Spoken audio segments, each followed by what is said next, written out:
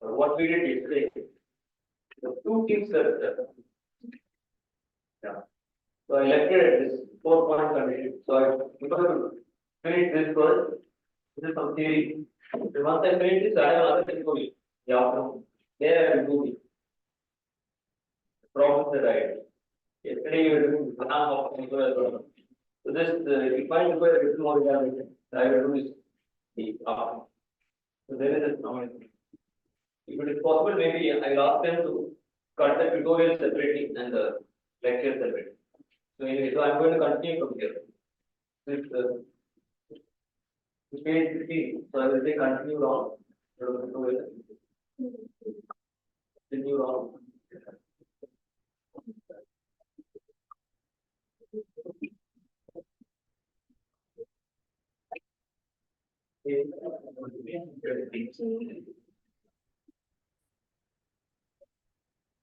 Page 15.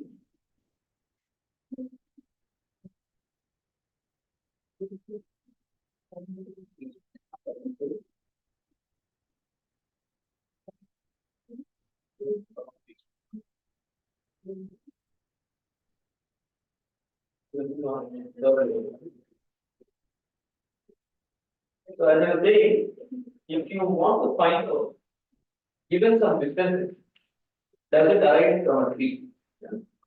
So there are 2 points that I want to make.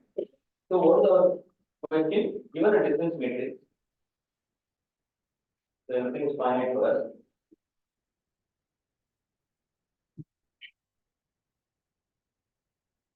Does it arise from trees?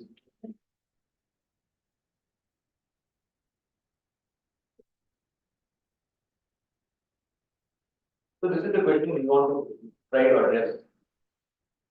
So there are two. So one is weighted, unweighted. Bench.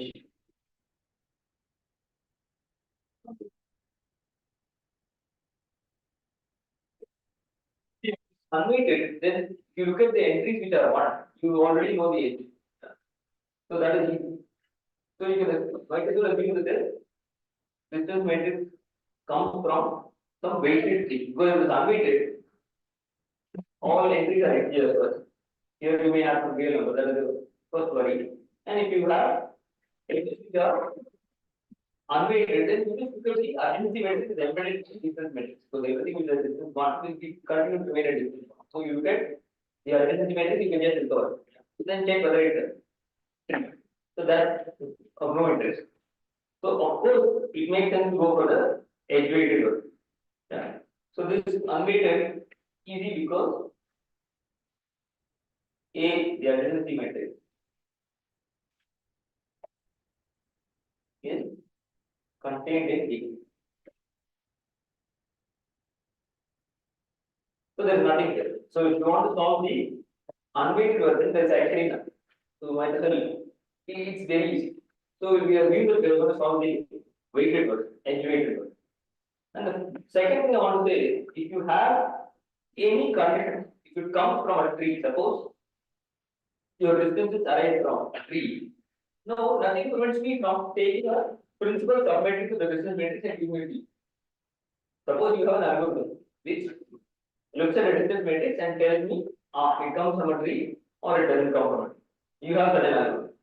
Now what will I do? I just take a tree with some weights on the edges, get the distance matrix, take a principal submatrix, and then give it to you. Now what are you going to do? Are you going to say it is coming from a tree or is it not coming from a tree? What is your answer? Let me ask the question again. Now, you suppose you have an algorithm to decide, given a distance matrix, does it come from a tree or not? Now I have done something slightly different. I have taken a tree, assigned weights on edges, generated a distance matrix. Now I have taken a sub matrix. Maybe I wanted 2 rows, 2 columns, principal, and then given P for your algorithm. Test on your algorithm.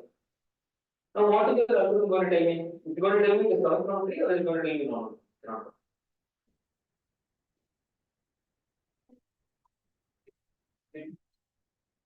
Never depend. So I'm not saying dependent, non-dependent, nothing I'm saying. Suppose it is distance to maybe it is, then also we can say. You can make the whole entire E1, E2 distance 2 vertex. Then maybe you can put weight of this one, so weight of this you can add. You can do something. I don't know. Many tricks are there. Many things you can do. So is this considered as arising from a tree or is it not considered? So what we do is this is the second point. So the first point is elevated. Second point is if D the distance matrix of a tree P and we take D, you take some. So that means that omitting the rows corresponding to some subset S and the column corresponding to some subset S is D and S arising from a tree.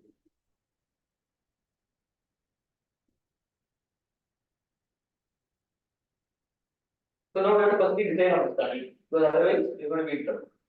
So this is a very valid possibility. So if you say, look at the question, given a finite distance matrix, does it arise from trees?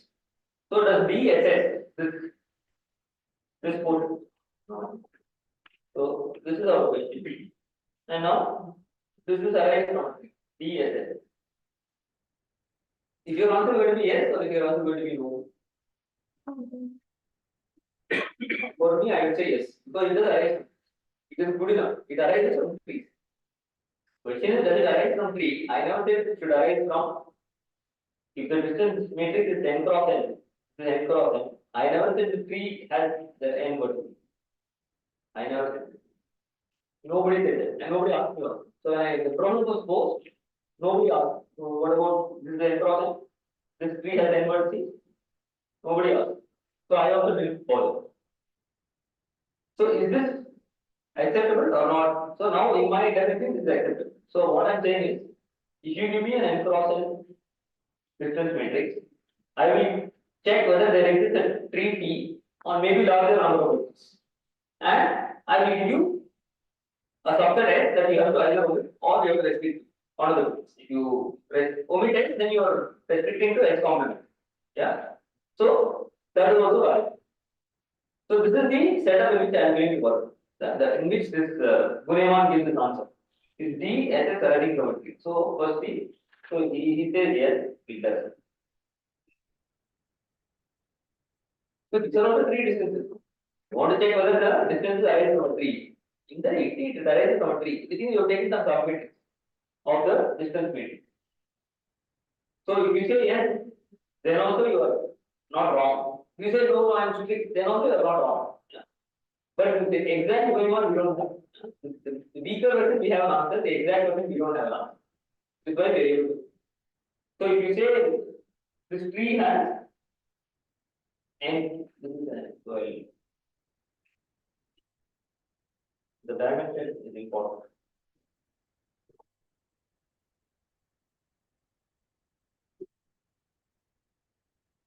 You want this, I don't know the answer. I'll give you an n cross n distance matrix, you give me a tree on n vertices. I don't know. But there is a condition which will, if you give me an n cross n distance matrix, I will give you a tree on more than n vertices. I will give you a set of, in fact, definitely a set of leaves. I will give you a tree with n leaves. You look at the distance of between the leaves, that will precisely be d. But you have to check whether some conditions are present. Okay, so with that we get it. So what is Guneman tell you? Here, this is what Guneman is.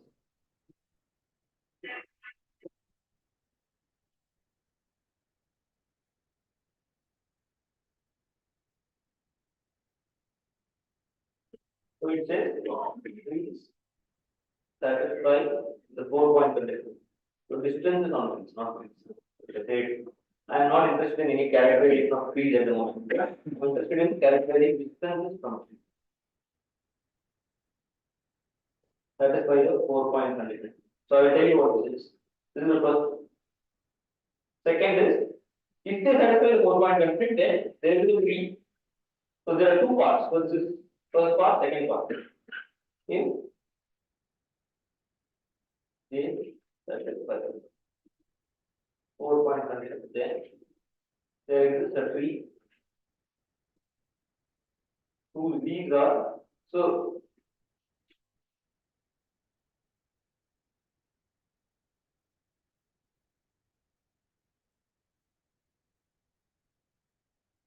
Tree distance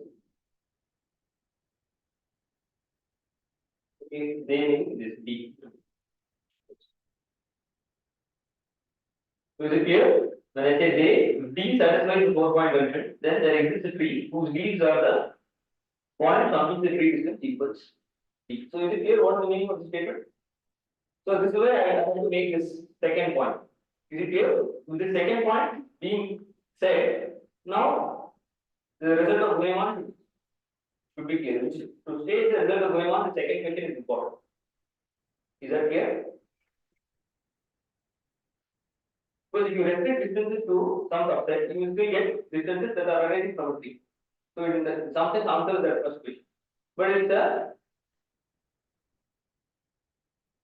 the answer is easy, the answer is not straightforward. There is some nuance here. Slightly, you have to be careful about it. Is it okay? So this yeah. The distance matrix satisfies the four. So you only tell distance matrix. You don't know if it comes from a tree. If that satisfies 4-point condition. Correct. Then you can get a tree where there will be weights on the edges, and you look at the leaves. So suppose this is an n cross of matrix. That tree will have n leaves. So how many vertices it has? I don't know. Because if you have n leaves, how many vertices? At least 10 are there. But how many vertices does the tree have? I don't know. So if you have n leaves, what is the maximum number of vertices tree can have? N leaves it has. Maximum number of vertices. Minimum is n plus 1. Correct. You are saying minimum or maximum? You are answering the minimum question or the maximum question? Leaves minimum. Minimum it will have n plus. Correct. Maximum? Minimum. Minimum. You don't know. You don't know binary tree. You don't know anything. Binary tree means you can put something.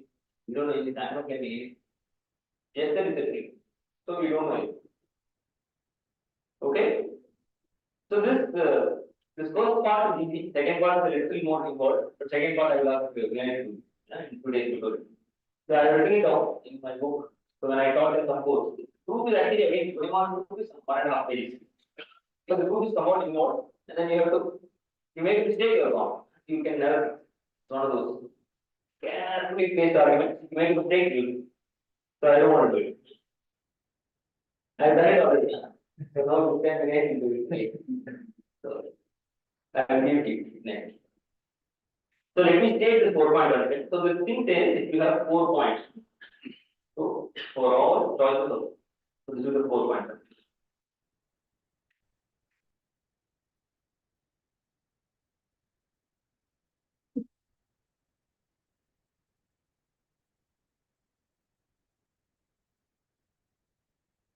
So points in the distance matrix we have.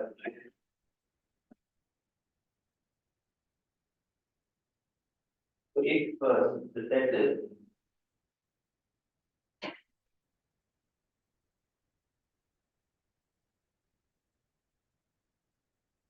and A plus B here C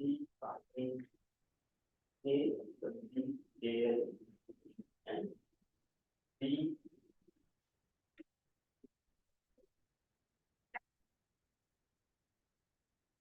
So either you think of this as a multi-set. So if you think of this as a set cannot have repeated value. So what is the definition of set? Set is a correct now, distinct elements. So if you say distinct, then it's multiple B. Suppose all three are same, you only get one of it. So you have to think of this as a set, multi-set.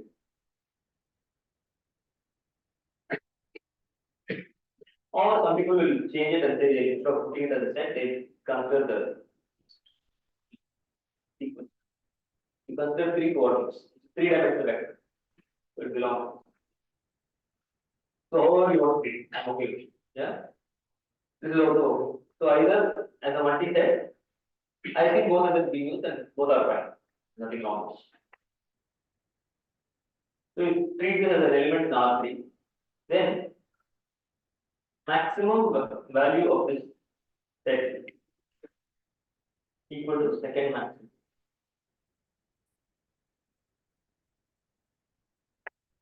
This is for all further.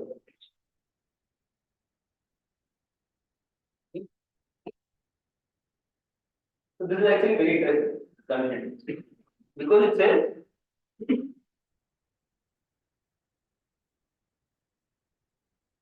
so I will show that every satisfies this Bournemouth content. That was the easier part. So three satisfies both this. I will do first part with the easy, and then I will use it to define something. Yeah. In particular, I will define. So let me see this. So how do we prove this? So in this way, it is true for all choices of four. So if you have a distance matrix, an n cross n matrix, you have to check n to the 4 roughly, n to 4. That many choices are there, I, j, k, l. So for all of this, you have to check, find the set, see whether the in this three-dimensional vector, the maximum value is equal to the second maximum value. Yeah. So if it does satisfy this for all set of 4 points, then the Bournemouth condition is satisfied, 4-point condition is satisfied, and hence you can say this distance matrix arises from a tree, but in this second sense of the second result. Okay. So let's at least show that, convince ourselves that there are some cases. I will do one case and I will leave the remaining cases. So,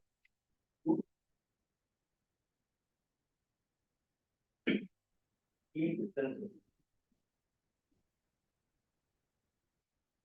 By the 4-point condition. So you take ij and you take kl. So if you look at the unique part between I and j on the tree, it will be somewhat like I have drawn. And then if you take kl, so maybe the paths are disjoint like this, or maybe there is some intersection. Yeah, it's possible. I will do this disjoint thing. So if this is the case, you consider the vertex alpha on the ij part, which is closest to the some vertex on the kl part. Is it clear? So what is this? So here in this example, if Gij is the path. So I am assuming there is a tree distance. So the edges may have weights, but there is a tree underlying. Yeah. So there is a path, unique path in. So this path will be.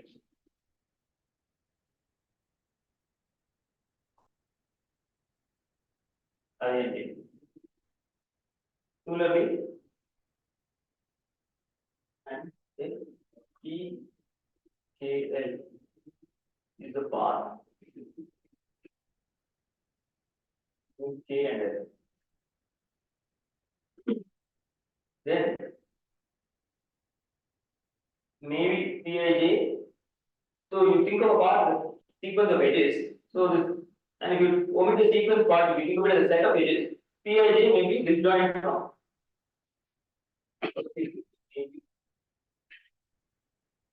Perfect. P, K, or maybe disjoint. So if you want it to intersect, you may have it like this. So Ij.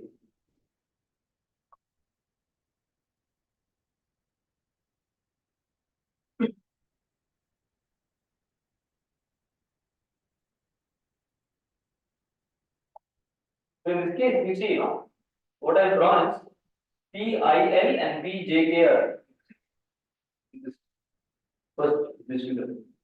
So Pij and PKL are disjoint, but Pik and PJL are intersecting. So if they are intersecting, see, can it be the case at all? So if you take IJKL, so here Pij and PKL are disjoint. Can it be that Pik and PJL are also disjoint?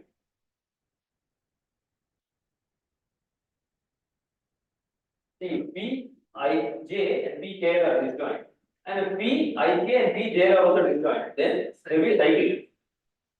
But tree is acyclic. So maybe one pair, you take 4 points. So Ij, Kl. So we have Ij, Kl. So maybe these two are paths are disjoint, but then something else, Ik, Jl has to intersect, and then Il, Jk, yeah, it has to, yeah. It may be the case that it's alpha equal beta, it may be the case that all three intersects. There is some vertex in common, that is possible. If alpha equal beta, it is possible that something is there. All may intersect, but it can't be the case that all three pairs are different. But two they are disjoint having intersect. Yeah. So you cannot have too many disjoint paths. That is the first thing, because of this, there are being a tree. So definitely there has to be something which is intersecting. Yeah, that's why this picture is generic. Because even though Ij and Kl are disjoint, if you look at Ik and Jl, they cannot be disjoint. So if you take 4 points, and there are 3 perfect matching. So Ij, Kl. Maybe this pair is disjoint. This path Ij, path Pij and Pk may be disjoint. But then if you take Pil and Pjk, they cannot be disjoint. So somewhere there has been intersection. So you can by relating, you can assume you are in this case. So now, and edge weights, all weights of the edges are all positive. We never put negative. Because negative means then the distance between the endpoint of the edge will be negative. And in which case it will not be a metric. The distance is meaning all distances are non-negative. Distance is 0 only on the diagonal. All other distances are that positive, strictly positive. You can't have. We are not even allowing two distinct points to have distance 0. So that way we will assume that they are, you can increase by the epsilon model. Okay. So if you have this, so which is, so this case is actually, this may be disjoint. So this disjoint thing we can actually take care by relating. If it disjoint, then not. If they intersect, then they can be by relating on this. So if they intersect and disjoint, so one of them may be disjoint. This is all of them will be intersect. Yeah. So this I do this case. Yeah. Anyway, this is the generic picture that you have to encounter. So it will change the color. So what is Dij? Dij will be, this will be Dij. This will be Dkl. So the sum of the weights on these edges will be on, so this is Pij. This is Pkl. So the sum of the weights on Pij will be Dij. This sum of the weights here will be Dkl. What can I say about Dik? Dik sum of the weights on the, so this is actually Dik. And what about this? This is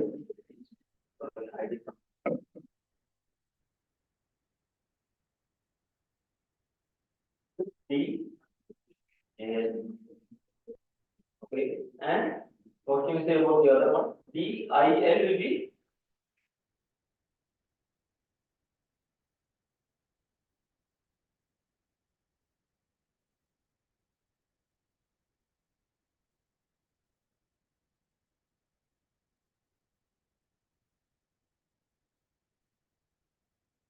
this will be Dil and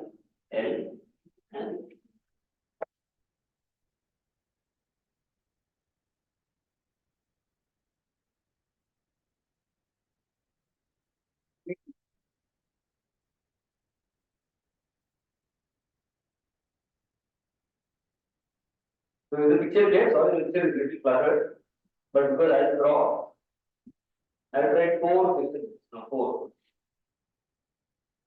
I write draw 6 pixels. So you know there are 4 points, I have to draw 6 and I have to keep 2 of them in one color. So is it clear? This is green Dij and Dkl, that is in green.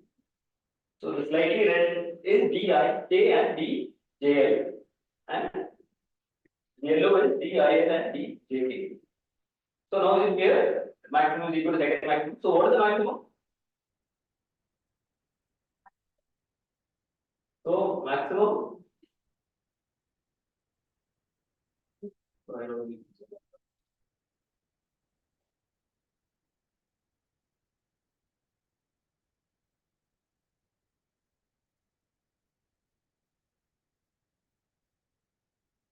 So maximum of Sijl.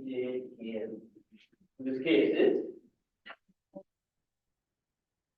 is actually D. So what is it?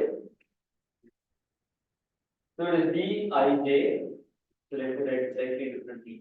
So D alpha beta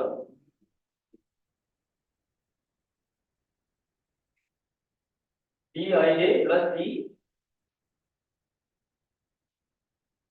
Correct?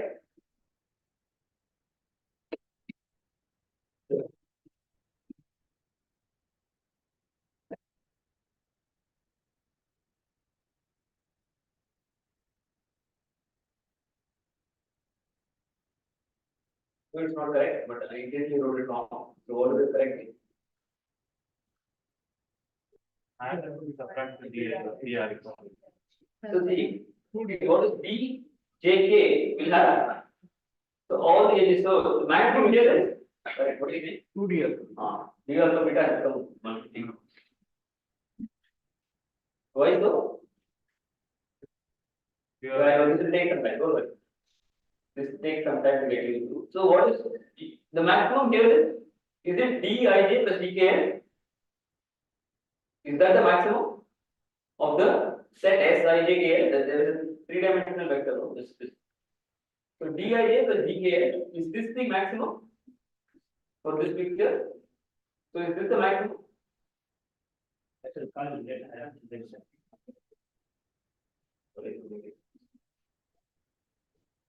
Is this the maximum? Dij plus Dkl? Because Dij plus Dkl is only this much now. But what about this? Whereas Dij plus Dkl is like this plus this. So that means this portion is appearing twice, whereas these are only appearing once. So that's why I will say Dij plus Dkl. What do I do?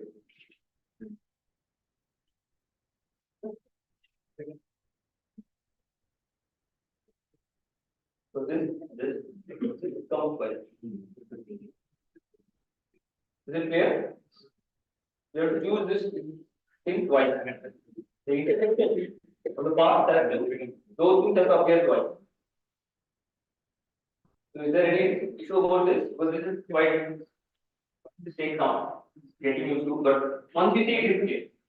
But anybody want any more elaborate on this? So Dij plus Dkl. So this is not the, this is actually the minimum. This is the maximum will be this plus this. So others also correct. Others also that is second maximum. So I will say max. So you can say second maximum. I will say so. This is why maximum is equal to second maximum. See, the Bunimon condition said if you look at this Sijk maximum equal to second maximum. Why so? Because of this. So here we need to calculate the tree. But not a tree. This is why speed is the important. Okay. So maximum equal to second maximum. Then this is true for all choices of 4 point Ijk. Just you just write. Once you fix the 4 point, you just have to look at the part Pij, Dk, and so on. Is it clear? Are people okay with this? Maximum equal to, so if it is distance which is arising from a tree, then maximum is equal to second maximum. That's what we can say. Now the converse, of course, that's it is a little harder. That is give some more proof. Little more. That is true. Then it arises from a tree. That I will ask Vinay to. Yeah. So at least this is okay. This Di, the maximum is equal to second maximum. This is not. We are done. So based on this, we can define. So I tell you. So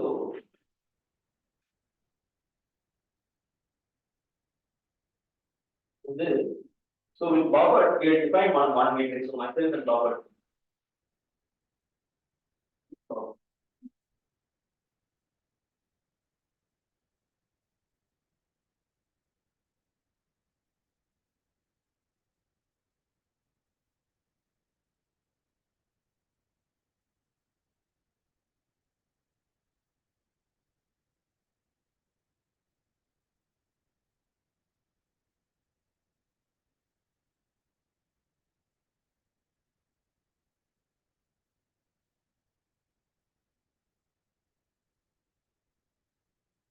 yeah.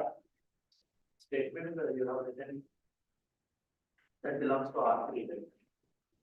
So SIJKL, because there are three terms. So, Like, are we seeing the maximum of those three components or? yeah, when I say maximum, it's A comma B comma C. Think of maximum in the maximum of A comma B comma C. You say vector, the maximum means you look at the component elements. That you want to write it down? We are using infinite problem. Maximum, there is no need for eight. I am saying there are three elements A, B, C. What is the maximum of A, B? So you don't need higher count. You don't need any other than. Of course, it's written as R3, you are thinking of maximum from now. You can think of it, but there is no need to go much further. Just the maximum equal to second. That's all I want. So if you think of it as vector, if you think of it as a multi-set, then also you can say maximum is the multi-set. Only thing that I don't want to call it a set because sometimes it will not have. Set meaning there is maximum will never be equal to second. So then the put it in the state, you will never get it. So that some people say, no, I won't avoid it. Yeah, any other questions? Okay. So based on this, going on 4.1. So what do? We start from a tree, take a tree on n vertices. We do the unweighted version. This is true for weighted also. See, is it clear that if you work for the weighted case also, weighted case also, it works? There is nothing wrong. Same argument. Weights are positive real numbers. Then the same argument is work. So one condition is true for the unweighted and the weighted, weighted work. Weighted is the more general. So it is true. So what did we do? So I will tell you what we did, and then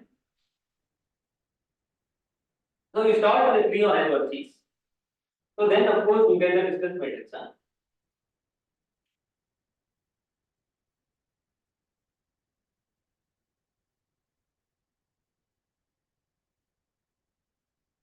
Now that you know the distance matrix, you define what I call as mean four piece. Define. So what is the definition of the mean four piece matrix? So it will be a n choose 2.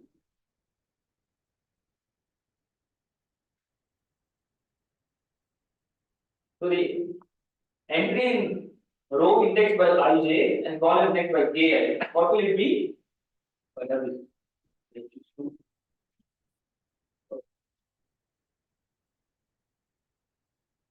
Matrix is roughly quadratic. N choose 2 is somewhat quadratic. It's the larger matrix.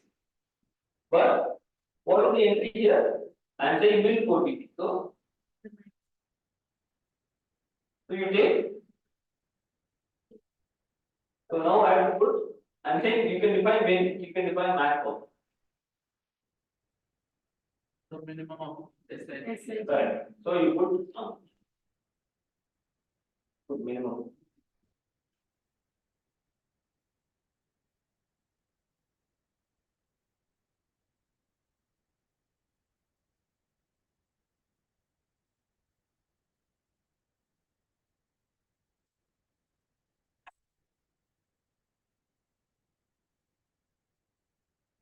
Here I will put maximum.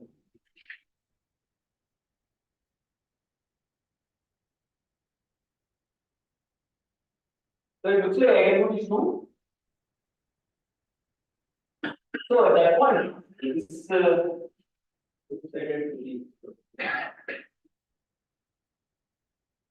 is 2020. There on my home page. paper. If somebody wants, I can name this entity. So it is, I think, 2020. So this min 4PC has remarkable properties. Yeah. So at that point we were doing, as I was saying, three independent theorems on trees. This min 4PC is also three independent. So its rank is n always. Yeah. Independent of the tree. Rank is n. Yeah. So this may be a rank. So min and maximum are two problems. So this is one. This is second. Second is just I am speaking about this maybe here. So this max only got solved recently. Yeah.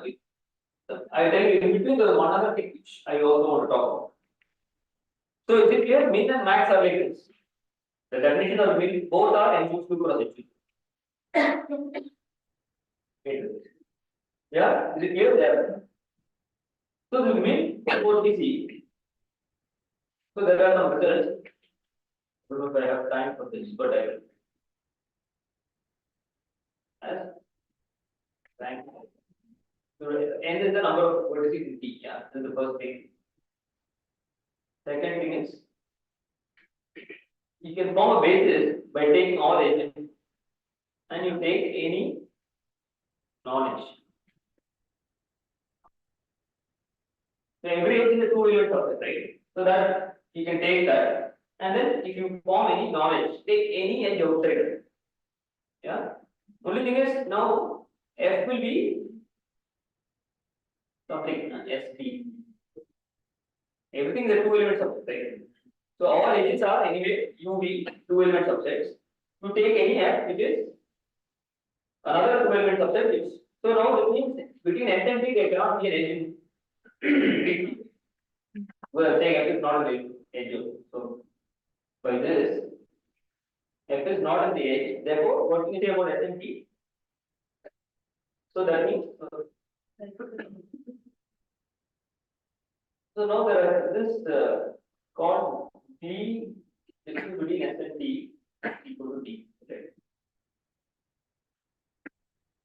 So when you take E union F, such that D S D equal to 2, then you restrict, you say this is the basis.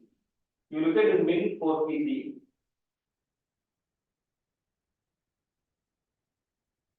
So when I put this, that means you restrict it to the elements in B and D. So this determinant is same as determinant of the distance matrix of tree. So what is this? B is the basis consisting of all edges and one non-edge with endpoint of the non-edge being distance 2 apart. That is here some distance 2. That's all. Take one such non-edge. Such that the endpoint of that. When you say non-edge, it's a 2 I am only looking at the n cube 2 to so if you take any x comma t here. So either s and t are the endpoint of an edge, in which case I have already chosen it in my basis E. Yeah. So all the edges of the tree I already chosen in my basis. But because rank is n, I have to do one more. There are the tree on n vertices, there are n minus 1 edges. So n minus 1 elements from the basis are already chosen. One more has to be chosen. I am choosing a subset pair s comma t such that the distance between s and t in the tree is 2. Yeah. This is really a basis. So let me, for example, give you take tree to be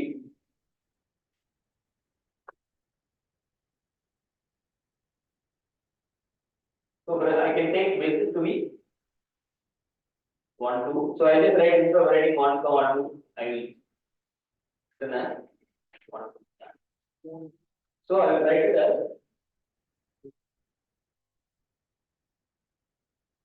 1, 2, 2, 3, 4, 3, 5, and what is my F?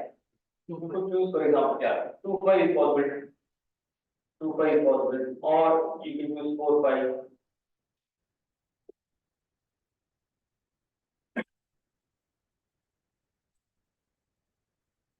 This here, this is also a valid basis.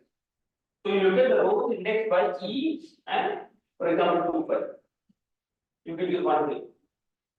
Any knowledge you choose, it will be a basis. If you choose one with distance equal to 2, then this the determinant now equal to determinant of E.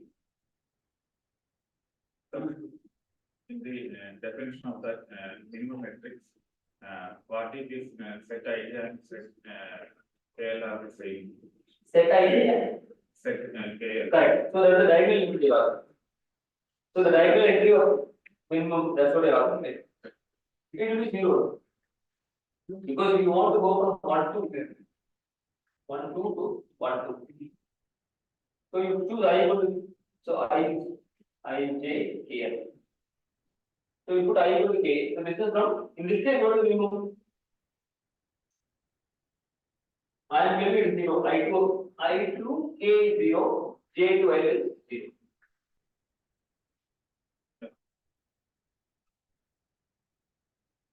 No, your question is valid. So he is asking in the min quantity what about the diagonal entries? That's what I asked here. When I j equal to k, diagonal entries. You can do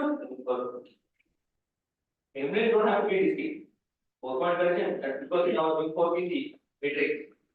So if you have ij and maybe 3 are distinct, ij k, 3 are distinct. That is also possible. We want 2, 1, 3 you take.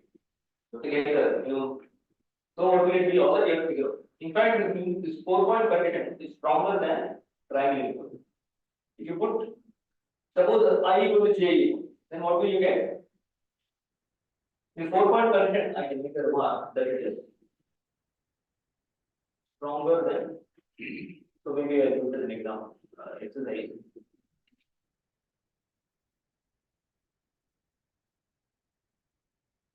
Let me give some exercises.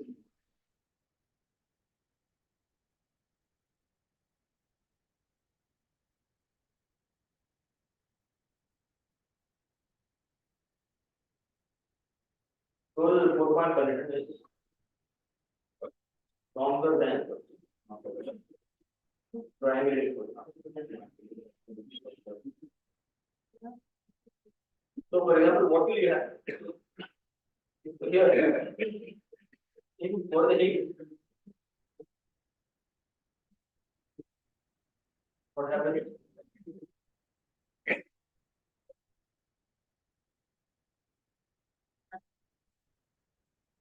Among we say A and M, we have three distinct. So you think about it. The hint is take ij one repetition, maybe I equal to j or something, I equal to k. Want to pick one pair, they are the same. Then you see maximum will be correct. So it will be a triangle. So in one you can have one term will have dii. That means so which are the two are equal? J and j equal to k. So djk plus dii. That there the minimum will be dii. And the other two, because max equal to second max, that has to be the larger. So that has to be larger than this. That's what. So you think about it, it's not, this is not hard. Think about it, so we can do it in the video. See, this 4-point is a remarkable condition. I might have only begin to explore it now in good detail. So let me state a few things which are relevant, and I will tell you, these they look at this and I will give you some easy results that I will. Some of them are somewhat technical, I will not do it now. I will state. Okay, so is the 4-point condition clear? And is the definition of these two matrices here? One is min, one is max. So the min, what are the results about min? So these are the results about min. Stronger meaning you can infer the triangle equal to from 4. Correct. So stronger meaning that. If it satisfies the 4-point condition, then triangle equal. Then triangle equal to. So it says for all choices of 4 points, but I never say distinct 4 points. Okay. For all choices of 4 points. We never say distinct. Distinct of course, we say all choices, that means even the non-distinct cases. So this is also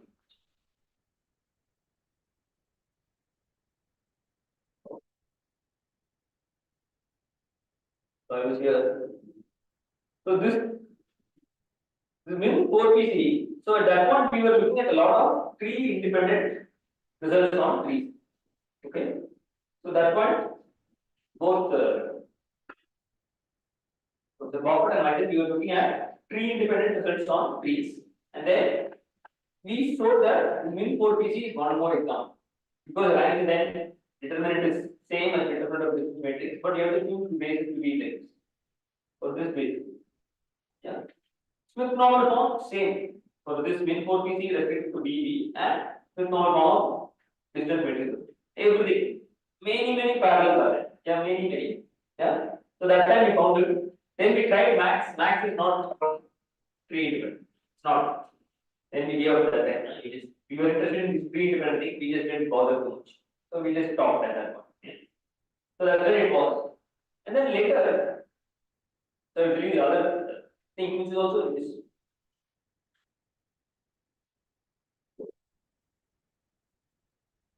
Yeah, I have some code programs. So who are right programs?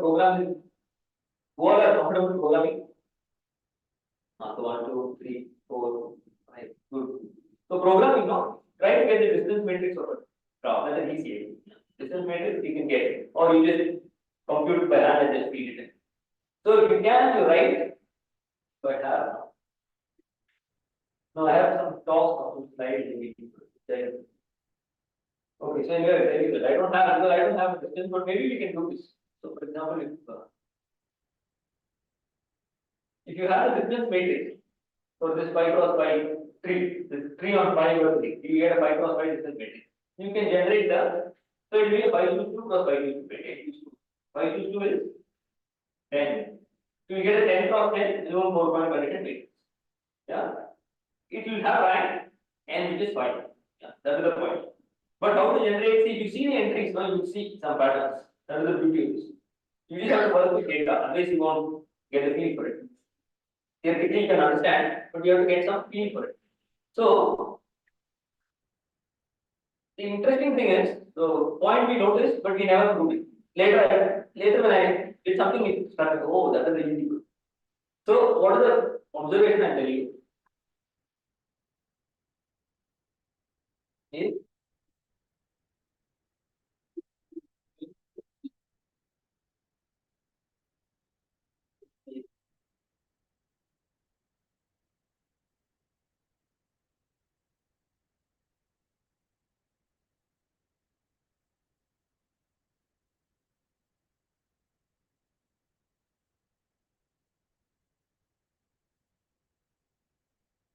so this we observed. Yeah, but we never proved at that point.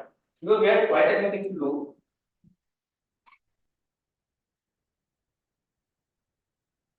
So it is all, that is even, this is even. So both are, you look at the entry, corresponding entries, you put the min and the max together, look at IJ that entry, both will have the same parity. Yeah, we saw it, but we never proved. We proved. Okay. So both are the same parity. Yeah.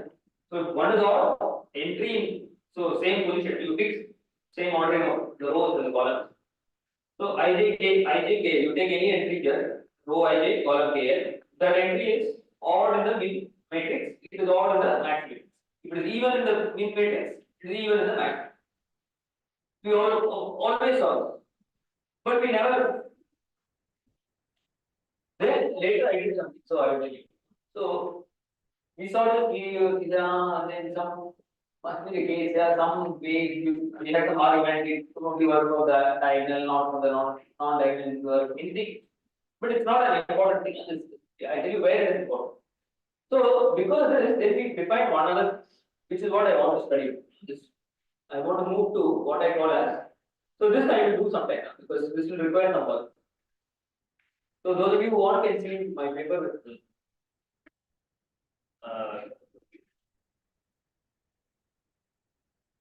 It is there on my homepage, yeah. And then it's sorted by date. You go to 2020, there will be.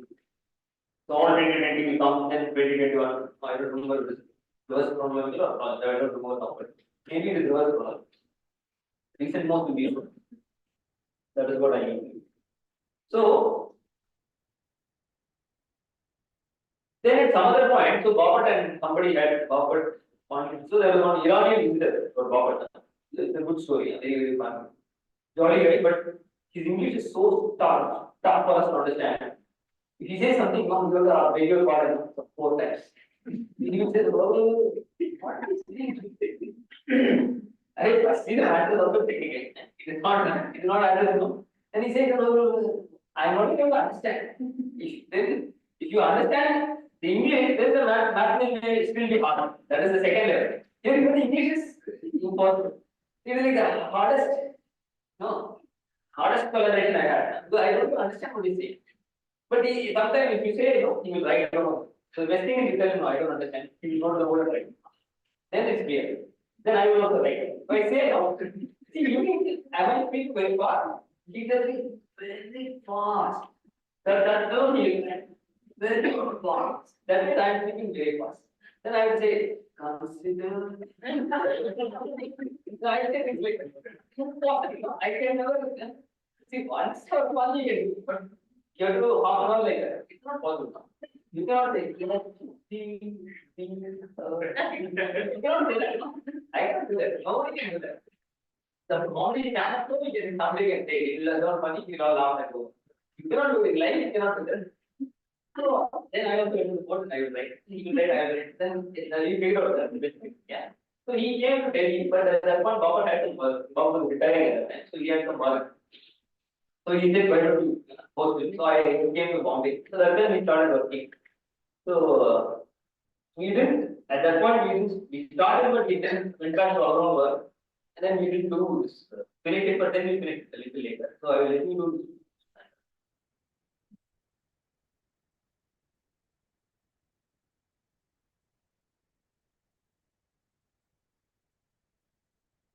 So what is this? So Steiner distance, let me tell you what it is. So this is a notion which generalizes distance by allowing for more points. So this actually started. So this person Ronald Graham, he made this concept popular. So who know Ronald Graham is not good, not alive now, but I met him in 1919. I met him after 19, he was COVID time got. He was maybe 83 or 84 when he got. So he has written, he was the same person who has written the complete mathematics. You have read this book, Complete Mathematics. It's very good. I would strongly recommend it. So that is Graham, Truth and Pathak. He has written he has remarkable mathematics.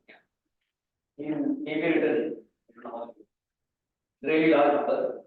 He was at Bella, then towards the end he went to UCSD, University of California, San Diego. He is remarkable. Remarkable. He does anything. He doesn't, tools are irrelevant. Like you do algebraic calculus, he will do. If you ask him what is it, he will say mathematics. He's at that level. For anything he will do. No tool is irrelevant. He will learn whenever he wants, he will apply it from, and he will not use some high power. Oh no. He will do things are going to be elegant. He has this eye for elegance. Some people, there are now, if you look at the CS department, many places they have courses called elegant tools. Elegance means, yeah, Graham's work, you see, everything will be elegant. He just has this remarkable eye for elegance. Everything will be correct, no? And you will feel, when you read it, you think, so I wish, no? You should have another level. Graham is one of the integrated figures for me, yeah? So he was at Bella, and then, what's around? So there was this, so people there wanted to construct some road. So they asked people in Bella, where Ronald Graham was there. So somebody said, we want, so they had an equivalent triangle. Yeah. So I want to construct a road such that all these 3 points, A, B, and C. So how do you construct roads such that minimum number of kilometers has to be constructed? Because construction cost will be minimized. Such that it's connected, all 3 points are connected. So Graham, he looked at it, he said, so let's say the unit distance, equal triangle, the unit distance, 1. That is also 1. So the other one is not good. So he just said, You construct 2 kilometers of road over. Everybody said, yeah, I will do it. Then they went back. And then after about some 10 days, there was a call which said, sir, what do you think your answer is wrong? The guy said, oh, what? Then they said, sir, we think your answer is wrong. Then the guy came and said, so this is the problem. See, there were only 3 points. And they equal distance from each other. The thing is, there is no road here. You have to construct the road. So now, one, then he said that. So you have to put one. So I wanted AC, maybe you want AB, but that's the same distance. Why is the same? I think the number of kilometers of road that you have to construct is 2. They said no, somebody has something smaller. Graham to say I don't believe myself. And you know what is the solution? So they said, you take this point here. So you construct this. So what is this? Why is this smaller? That is only you have to verify. So what is this actually the centroid. So in the Iclaa triangle, everything will go inside, centroid also or whatever. All of them will go inside. And then what is this?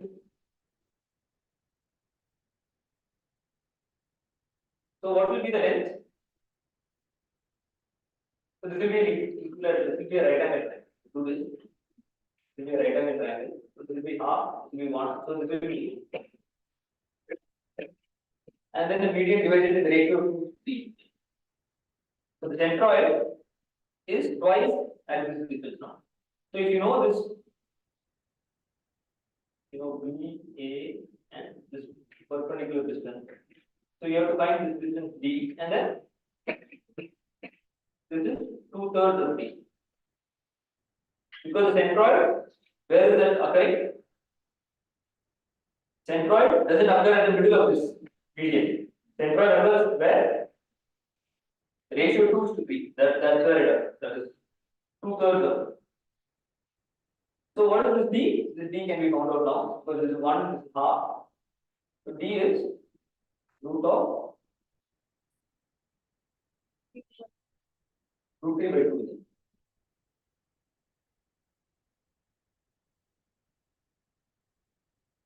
Root 3 by 2. So if we divide this, the ratio 2:3. So this is. So 2/3 of D equal to root 3 by 2. So 2 by 3D is. Okay, we will keep that. Root 3 by 3 just product. And now what is the length of the road? It is 3 times 2D by 3. So length of the road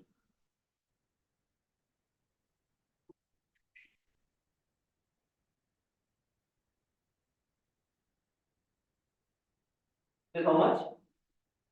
Root 3. Because D is root 3 by 2. Yeah. What is root 3? It is less than 2.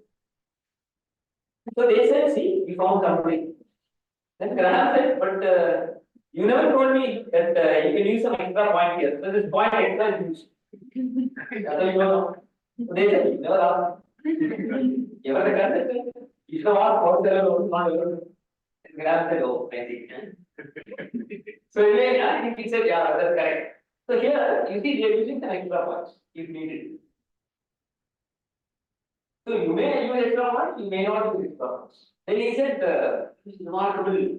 That day he said, I couldn't see because I was proved wrong on a problem that I was so sure I was right. And in fact, now he said, I thought and I never continued that there is this way to find differences with extra points, extra new points. So now then this is again a big problem. If you look at then that now it's not take square ABC square. So how square it put? Minimize your type A, B, C, and D. So you take 1, 1, 1. No, it won't be. It will be two parts. Yeah, and then you have to. So now by now it's able all for regular anagons. The answer is 1. So that there is formula, but all that is no. You can check. But now we come to graphs. Which is linear distance. That means I will give you now. Distance is now divided between 2 points now. Now I can say distance for 3 points, 4 points. So you take 4 points, I, J, K. What is the distance? You take the smallest Yeah, the smallest part such that all of these four are right. Now, minimize over all the choices of. So let's say you start from a tree, you take ij, look at the smallest subtree containing all four ij, kn. How many edges are there? That is not defined as a Steiner distance. Because you now take ij, 2 points. Steiner distance coincides with you. So what is the definition of Steiner distance? Let me say, let me write it down. Then the Steiner distance.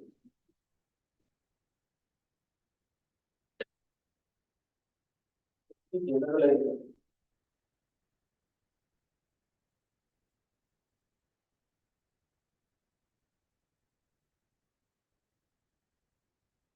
More points.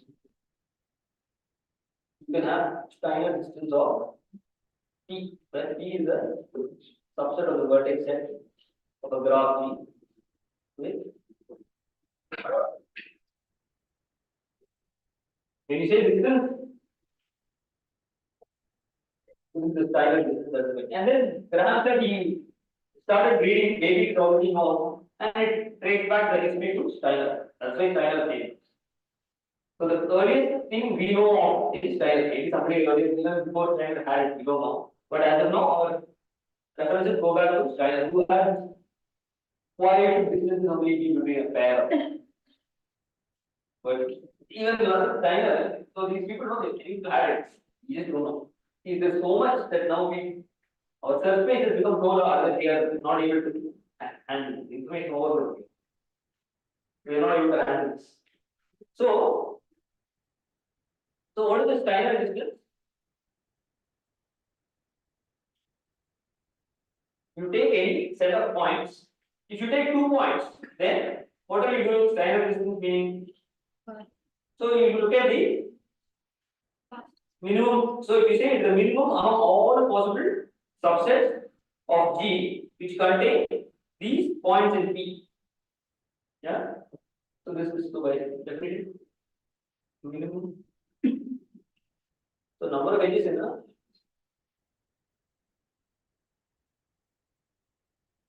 number of edges.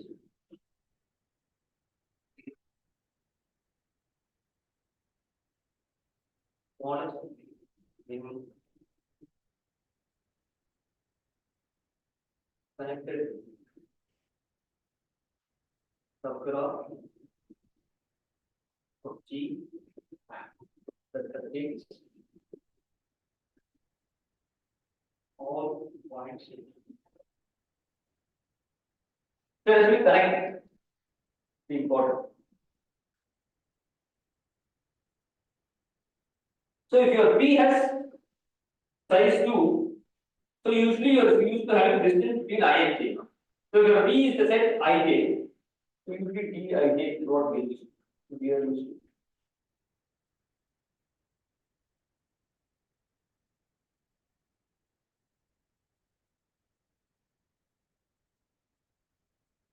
So if your set P is Ij, then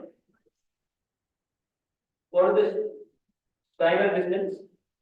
Is actually equal to Dij. Because Dij is by definition same thing, the same definition. So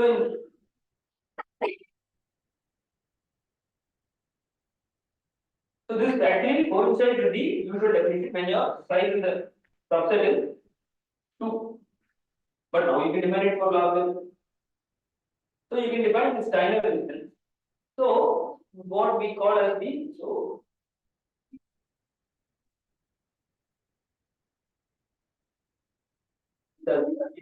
what we did is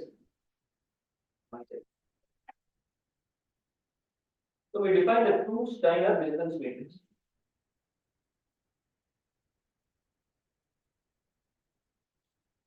So what is the one Steiner distance matrix? So two Steiner meaning so you put so I define the K Steiner.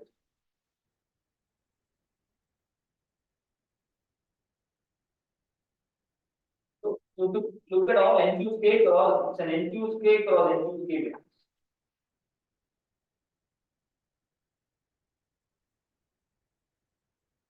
So you take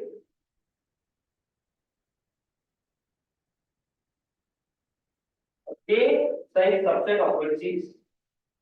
Let's say that P. Take another K size subset of vertices, that is Q. Here you put triangular distance of P union. Color.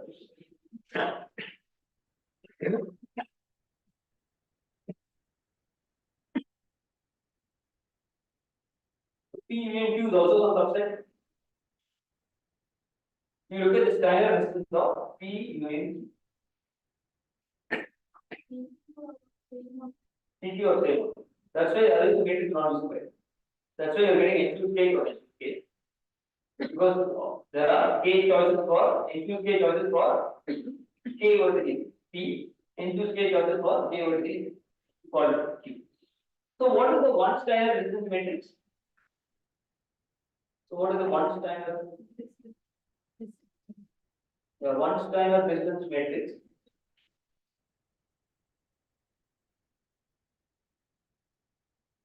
any graph, it actually the distance matrix. So we are not studying series. For us it was surprising that we had I myself didn't really not studying. Like Graham had this moment when he said, oh, so like that for me also it was a moment. I never thought of this till now. So clearly that is the one standard distance matrix. One standard distance matrix is. So I will specify to trees because I know trees very well. So if you look at two standard distance.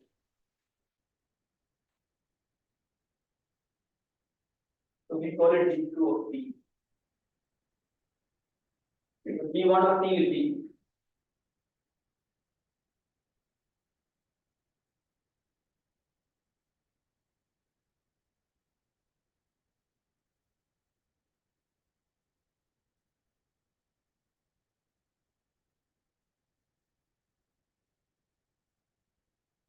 so now if you look at the two standard distance matrix of a tree. So what is the definition? So it is again N2 cross N2. And if you take row ij, column KL, entry will be number of edges in a minimum subtree and contains these 4 points. Is it clear? By definition of standard distance, what is it? What is the definition? Number of edges in a minimum subtree that contains all these 4 points. So now I'll go back to this picture and the earlier observation where we said minimum and maximum have the same parity. You take minimum plus maximum by 2, what will you get? You look at the minimum 4-point condition. So if you want to compute the entry in the two standard distance matrix corresponding to row ij column KL, I am saying you look at the minimum 4-point condition. See, this is also N2 matrix. N4PC for a tree is also N2 for N2. Max is also N2 for N2. I am saying you take the average there. So average means you take min of ijkl in 4PC ijkl that entry plus max 4PC or ijkl by 2. If you take by 2, it need not be integral, it will be half integral. In fraction, half integral it will be some maybe you will get 3 by 2, 5 by 2. You won't get it by 9 or 6 by 9, you won't get some 5 by 9. Because I'm taking the average, you will get something half integrality may arise, but now you see. Now you see this. So what is the standard distance B? It will be Dij plus Dkl plus D alpha B. If you say standard distance, assume that there are no weights here. So Dij is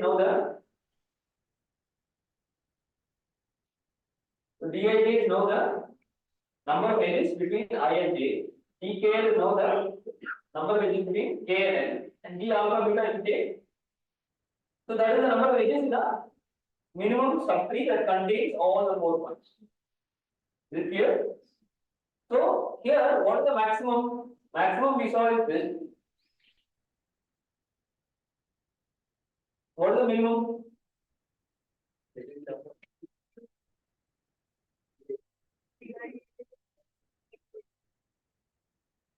So if you take average, you will get, you will get the standard distance Ij. Yeah? So that is important. So that is the reason to study this. So for me, I have two reasons to study standard. One is you think of standard distance as a K standard distance matrix. The one standard distance matrix is the distance matrix already, which we know. So of course you try 2, 3, 4. So 3 probably I don't know. It's going to be hard. But second motivation is you take the average of the minimum 4-point condition matrix and the maximum 4-point condition matrix. And what do you get? You get this two standard. That is the important one. So let me write it down.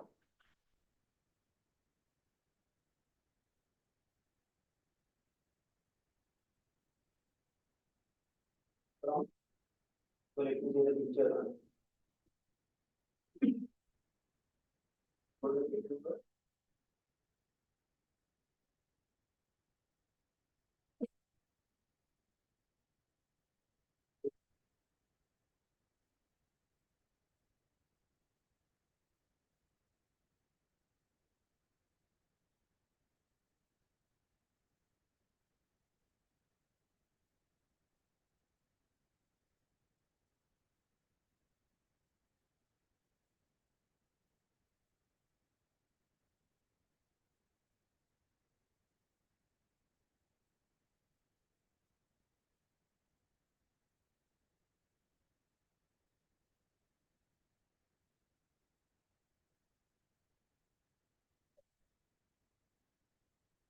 We get this.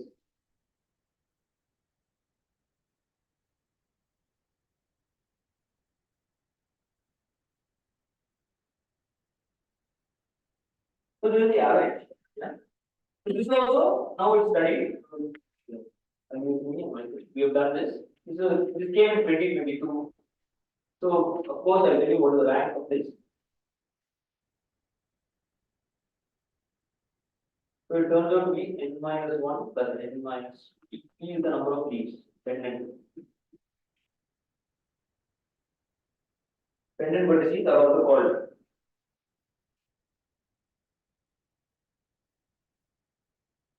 So now we want the basis.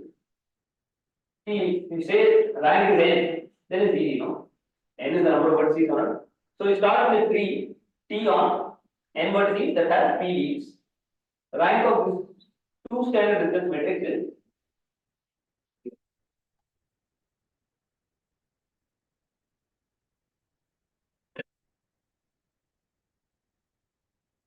so if your T has n vertices and p leaves, then rank of this D2 of T is. So if you want to find the basis, see, there are always when you want to find the basis, you have to somehow get a set whose coordinate is equal to this rank. So you have to somehow get a. So only then you can use that as an index set. You want to use an index set. So you say, look at all x belongs to the x, they form a basis. That S should have coordinate right or something. So here you broke it down into n minus 1 plus n minus p. So n minus 1, of course, you can get all edges. So I want some set associated to the tree whose coordinate is n minus p. So what we do is, I believe that there have been. So this is also maybe I will ask tonight because this is very. Because he has to do the definition of blocks over. So blocks, he will easiest. I mean, I forget him, he will do it. Because they are useful in the gram of there also. It's going to be useful for this also. So let me be a tree. Going to be. So now we look at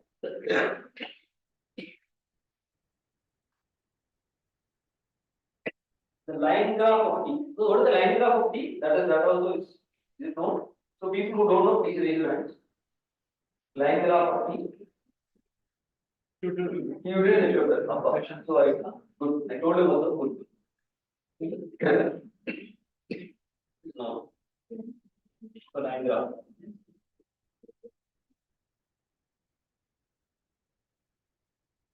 Covered. So if you want line graph, so this or covered. But next, so if you have any questions, ask. So if you look at the number of blocks, what is this?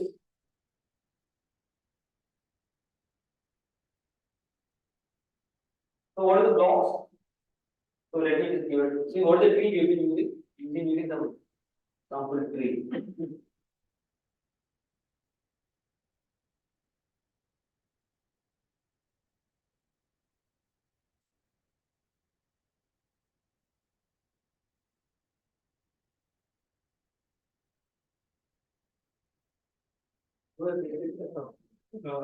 Hold and we press it on. You keep up. Thank you.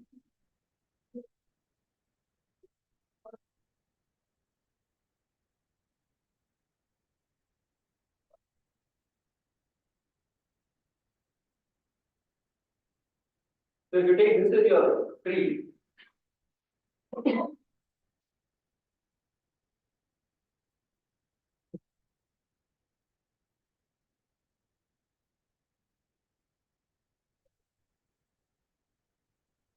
so what is the line graph of T?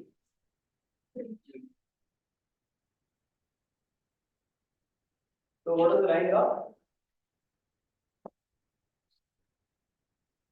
So 1, 2 is which?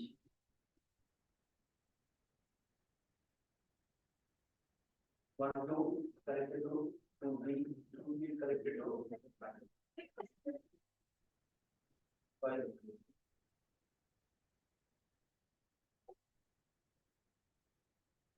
That's it.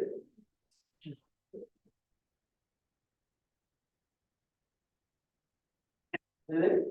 This is the line graph. So what are the blocks of the line graph?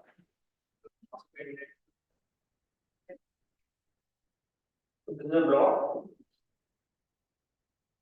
The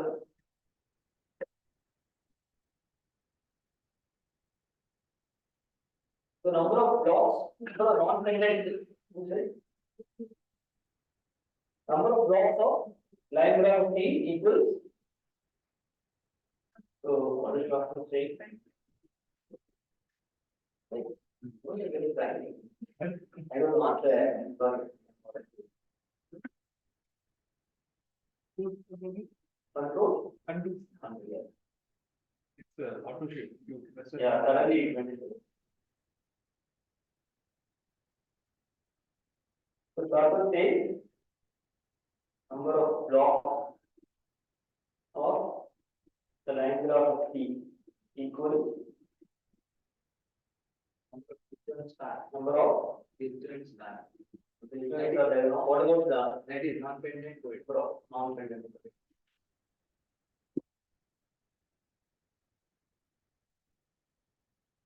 So he said claiming this.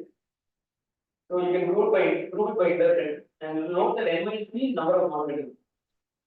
P is number of pendant vertices, n is the number of total vertices. So n minus p is number of non-pendant vertices. So the different star, I don't know what you are saying. He saying star. So suddenly it becomes nothing on me. It is not enough star. Yeah, but anyway, the earlier non-pendant vertices correct. This is what I want. So now how do you get a basis? So we will get a basis. That's it. Yeah.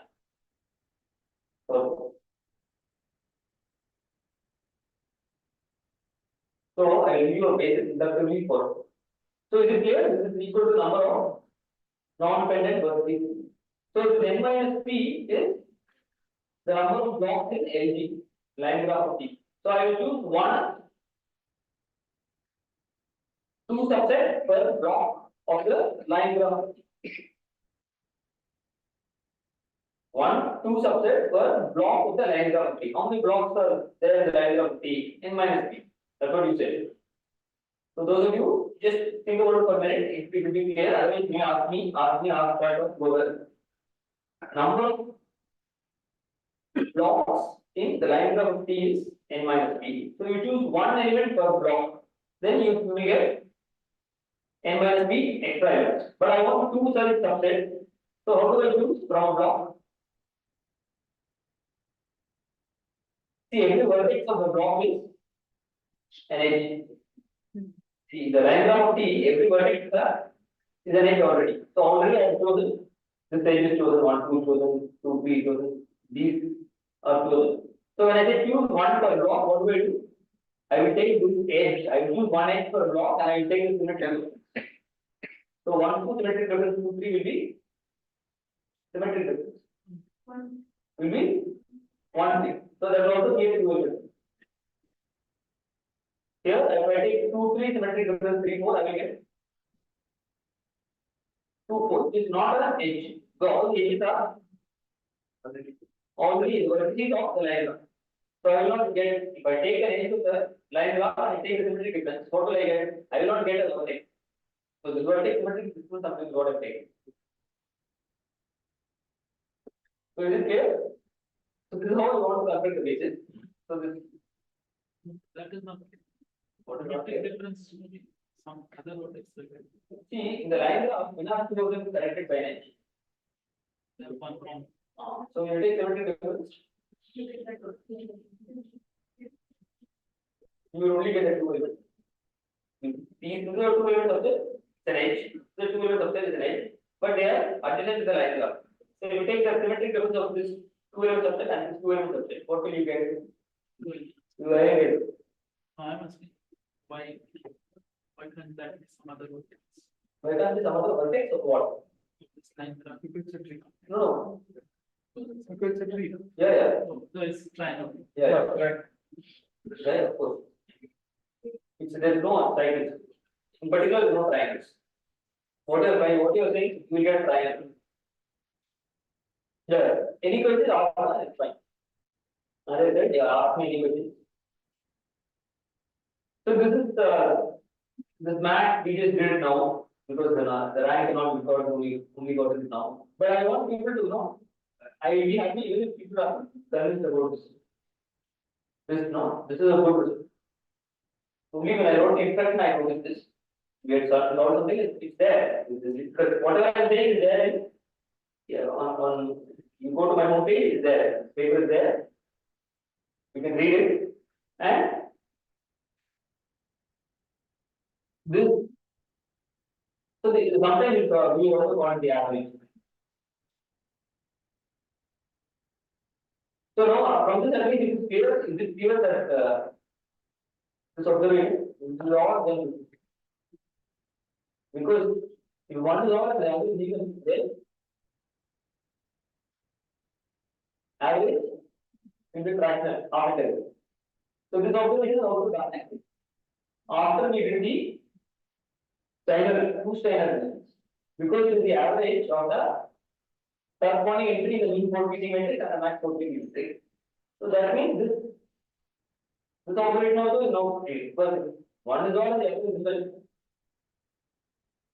We just gone. Okay. So from the general thing, it's not clear one given. It's not clear, but because this average is being given as interpreted, it is clear that the average has to be integer. So in particular, both are the same parity. One is odd, the other is odd. Max coefficient the entry is odd, corresponding entry mean coefficient will also be odd. And the average will be the entry in time. Yeah. So how much time do I have? So maybe I will stop here because my aim is not to give proofs. It's not hard. I know that. But more than I want to tell people, here are things which are not very old. Because I don't want to go to some theorem. Cronenberg is still 1930. We don't want to go to that. This is more recent. So more recent work is being done. So Since there is some body over here, I want to give some introduction and some. So, whatever I am doing now. So, this is the. So now I know the max also, which I will talk in the conference setting. Yeah, the max 4 PC now I know. Very right. See, Dr. Majid didn't do it because we were just pre-independent games. See, this is not pre-independent because it depends on rank. For D2, yeah, standard distance. It depends on the rank is not just a function of n. It depends on n and number of pendant. So it depends on that also. So it's not pre-independent. That's now I moved on from pre-independent things. I'm doing not pre-independent things as well. So of course, many things are open here, many things. So I am working on this. I have some 2 postdocs. Good thing is I have some postdocs. I have taken him from Robert. They tell you so. Robert is very tough. Don't tell him actually. Very tough. Tough in the sense. Tough in the sense. Very focused. So the kind of focus you will get. To work with you have to work with people that you know. Each person has their own strength and their own style. It's very different. So that's one way, but very focused. Very focused. You go there every time I go like that, I am ready. Please. So it's like that. So it's like that. So very focused. So either some people have each person has their own strength. Because I have to postdocs now and I tell them. When I finish the law, it's very tough. Because I have to put I cannot teach that also. And sometimes I have every once in 4 semesters I have to teach some 4 hours I have to teach some 1,000 students. That is all. That semester, no research. Just put role evaluation and put it. Okay, so maybe I will stop here. And in this tutorial, whatever is so somebody is supposed to give me the list of paper that I will give you. So I am making that now. So who is supposed to give me? Can you give me today or tomorrow? I will sit in the next lecture and wait. So the exercises I have got the exercise time and I will add the reference for that. So I have put one by Iwsmga and one by Iclaa. Other ones, yeah, it's okay. So it is okay. So stop.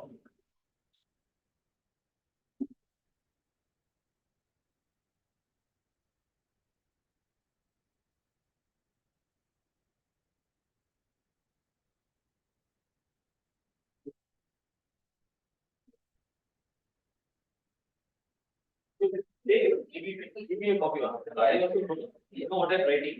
You know the material, but it's not so I've done. I know. You put wherever you want. Give me also.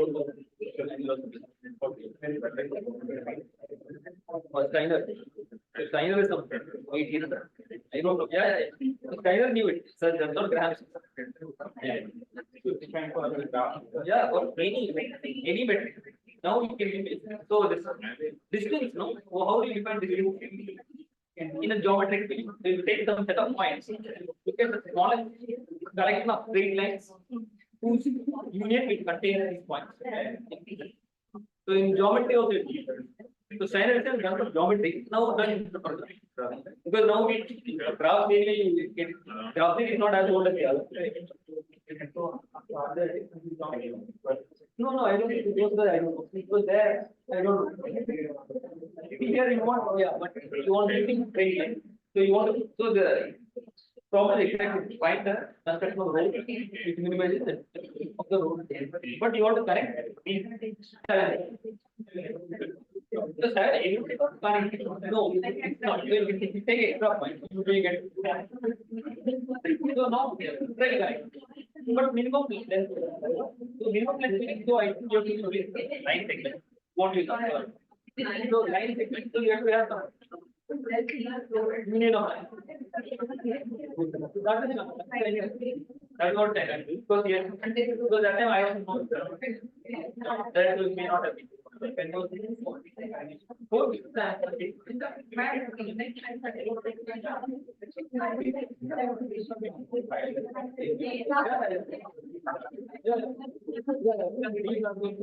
Yeah.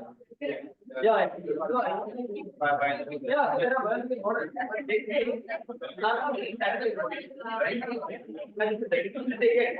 They are sure. So they are saying our activity is not active. So it's not one set of 4.7 active.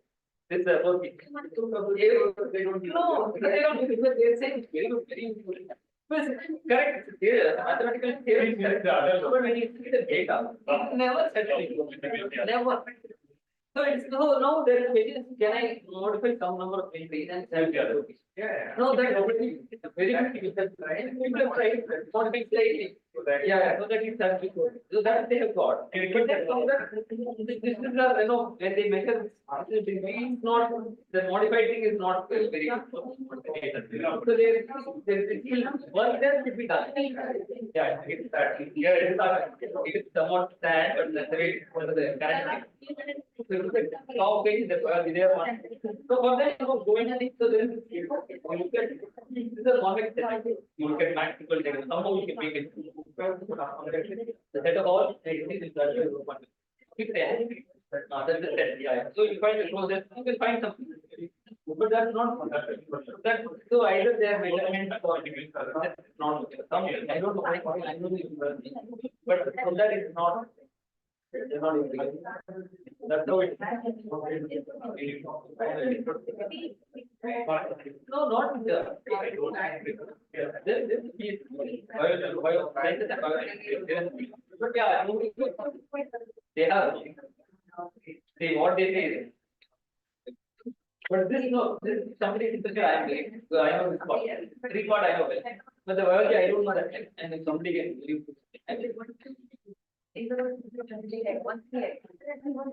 what I am doing. So line block the number of blocks is actually that are in my what was the motive? Is it be terminated? Yeah, mean correct, but there is a basic and that is there. Here also is up to the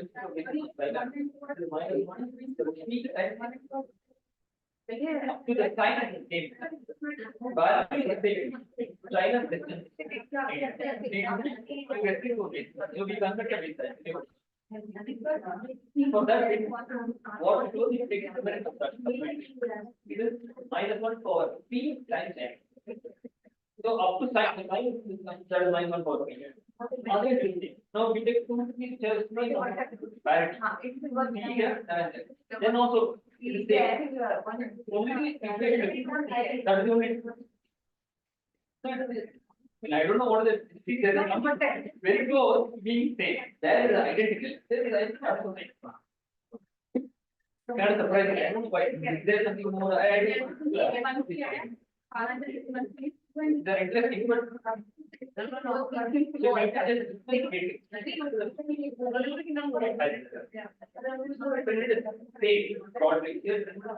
almost up to sign.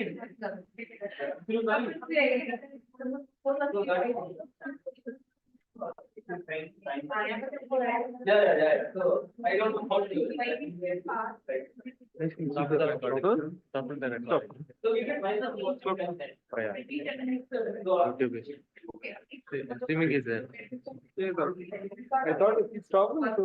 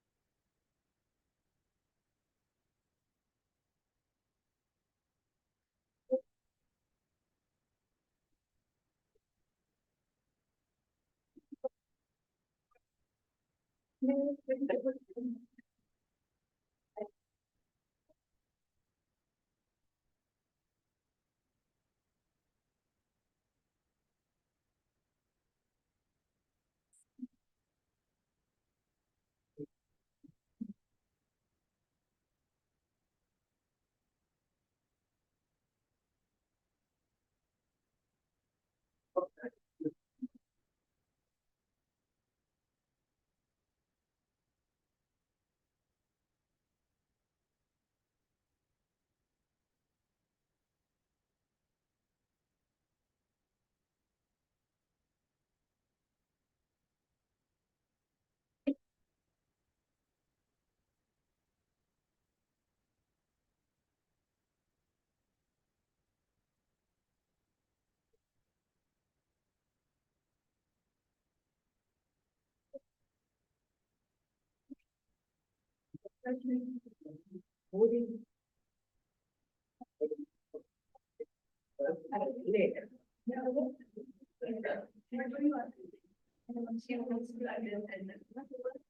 next section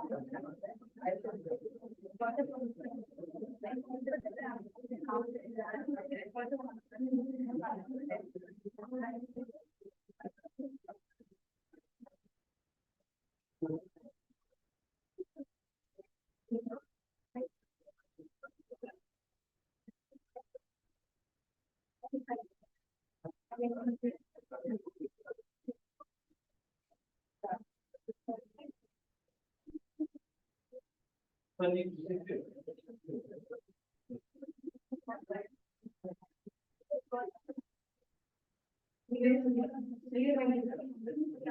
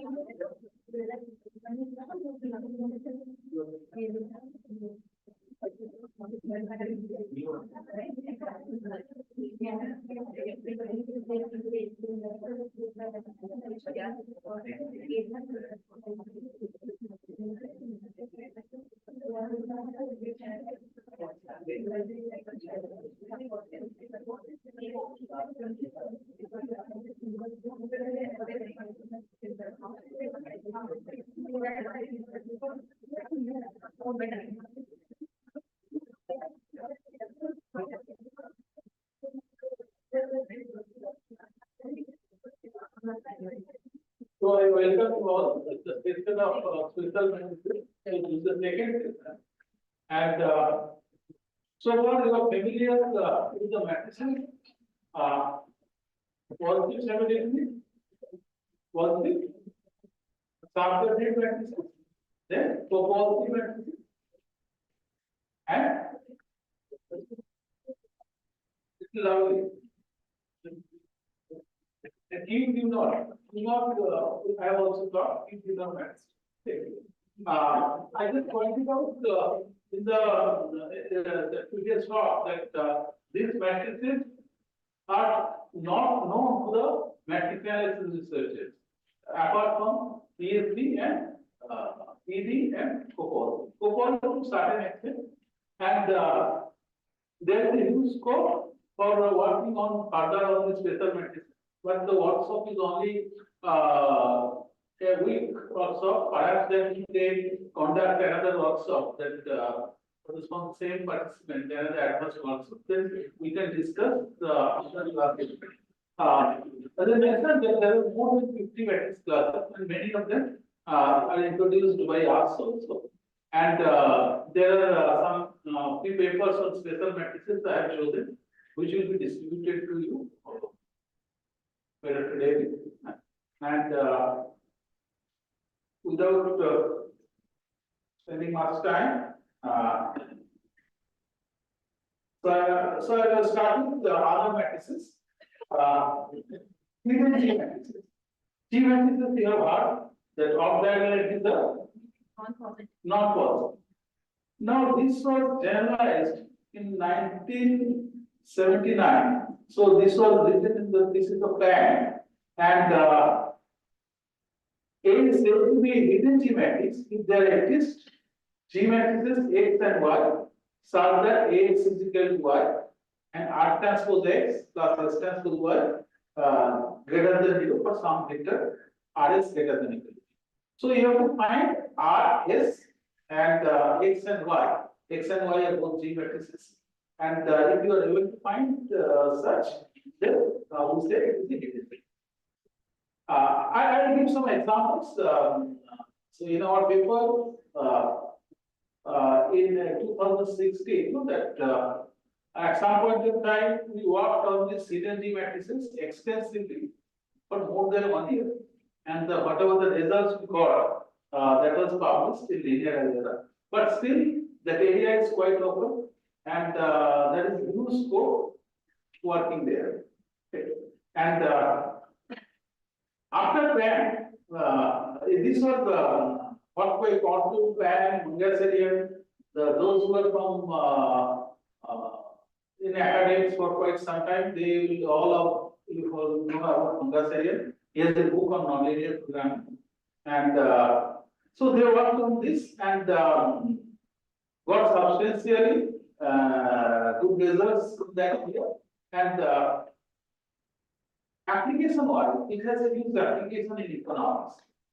in today's day, that if you just propose some special matrix classes, it will not be taken by the academic community unless that matrix finds application somewhere. Okay, or it should be a subclass of something, and so you have to justify. Otherwise, you cannot make it problem solving.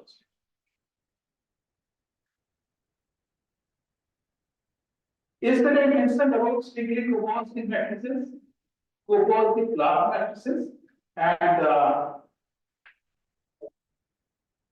semi-modular matrices I have talked about, but perhaps that have I talked about? A matrix is said to be a semi-modular matrix or inert matrix if you find a non-zero, non-negative Y. There exists an I such that AYI strictly greater than equal to 0, then it is called inert. It's the generalization of inert matrix. I'll give some examples. I'll give some examples of semi-modal matrix, then you'll understand. And this was introduced by Iwsmga in 1970 or 72.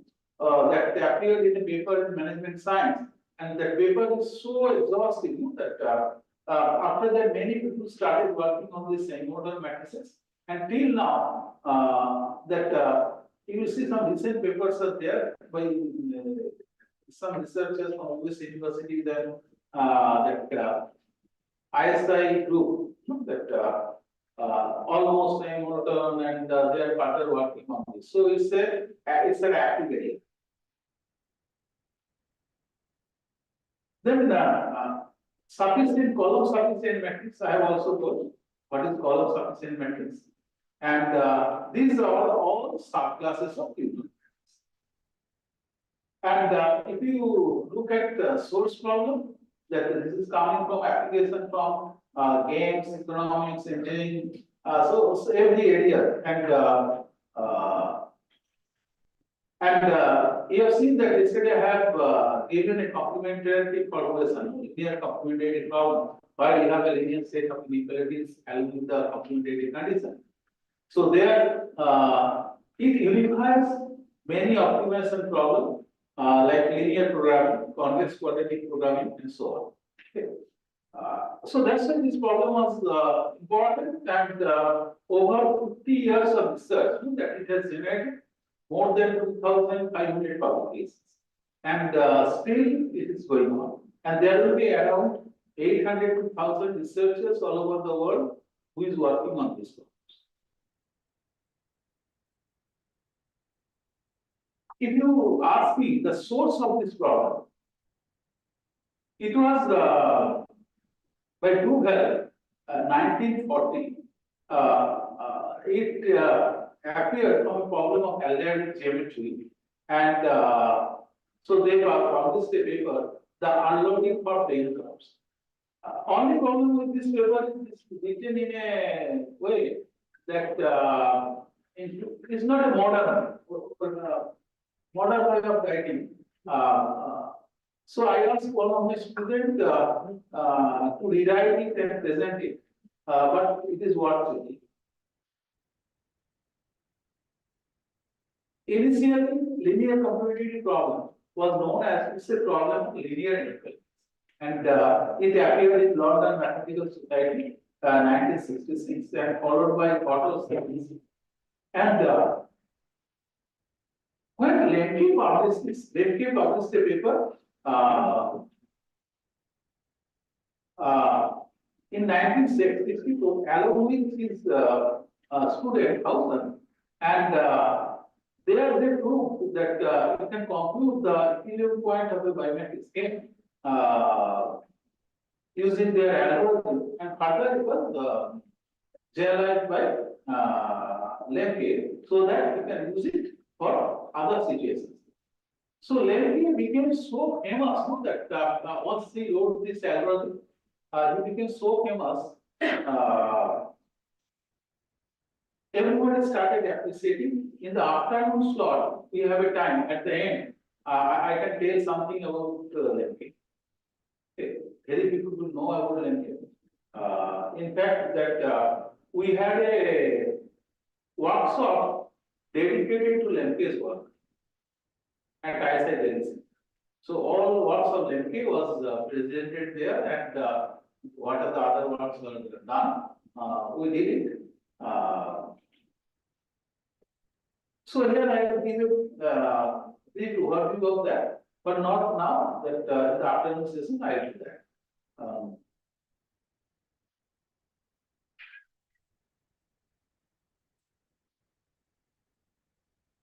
So that there are two questions which needs to be answered. What is the class of matrices for which there is clear matrix in each solution? And yesterday we have seen for the class of E matrices, you have a unique solution. Okay, but there are other matrices where under certain conditions there are unique solutions. That also that we will touch on, and then but the class of Q matrices, characters, concrete characters of Q matrices are not available in the literature. This is really a open problem. How to find out matrices?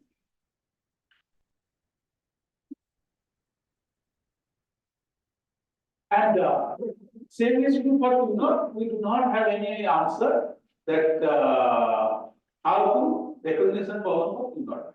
If Q-not matrices, there is no answer. There is no set algorithm. Murthy, KG Murthy, you see his KG Murthy's book. Yesterday I mentioned about their reference. He has given one exercise where he tried to solve large number of linear inequalities, and from there he concluded that the matrix is about Q or Q not. But that is not an efficient. So what researchers all over the world they have done? They have tried to find the subclasses of Q.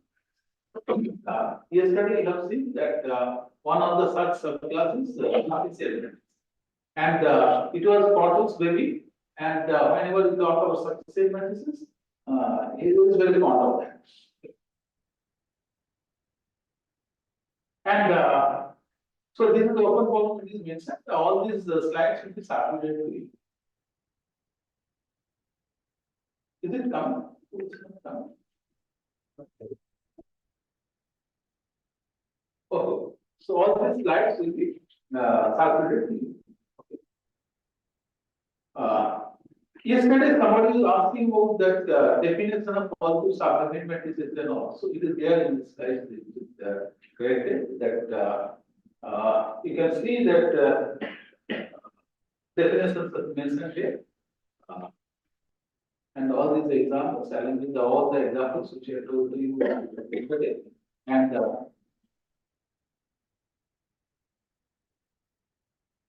one this positive subdomain matrices were introduced in the beginning for symmetric matrices. Okay. And then it was 1970s, and after that another 30 years there is not much of it. Because we thought that for the symmetric case you are not getting much. And then Krauss, then he worked and he published a paper in Science Journal of Matrix Analysis and Applications, and where that concept of generalized, where he worked with positive subdomain matrices for non-symmetric person, and later on another paper he gave a generalization of positive subdomain matrices. So here a matrix is said to be generalized positive subdomain if there exists non-negative multipliers Si and Ti with Si plus Ti is equal to 1, such that J transpose A less than 0, because they are not the positive subdomain, is either G J is greater than equal to 0 or G J less than equal to 0. What is your G? G is equal to minus S plus P A dash. S and P are all diagonal matrices such that Si plus Di is equal to 1. Okay. I do not have example here, but in my paper that I have given number of examples for generalized positive subdomain.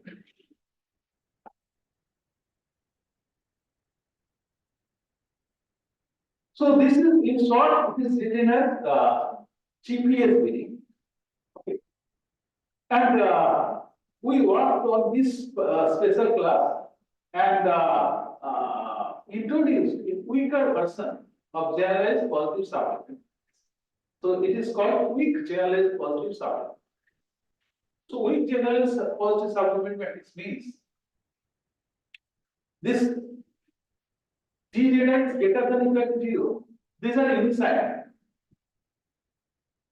These are unisigned, but suppose unisigned all n coordinates. But suppose it is not unisigned, it is only 8 minus 1 coordinates, it is unisigned, but only 1, almost 1. That means it is greater than equal to 0, n minus 1 coordinates, and 1 coordinate is not.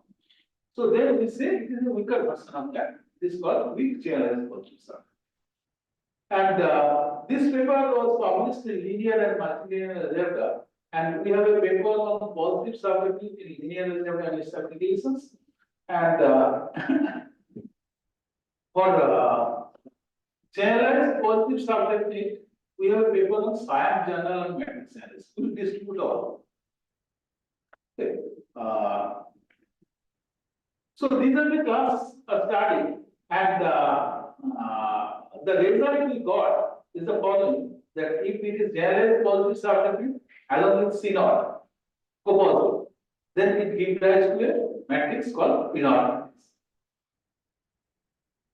And there we make an assumption that rank is something more than greater than equal to 2. If rank is 2 or less, then things are different. That so Clausius and all, they deal up to the rank 2 and the higher order, but more than 2 rank, that we have some expensive results, and we showed that it is not only P naught, but it is a sufficient matrix.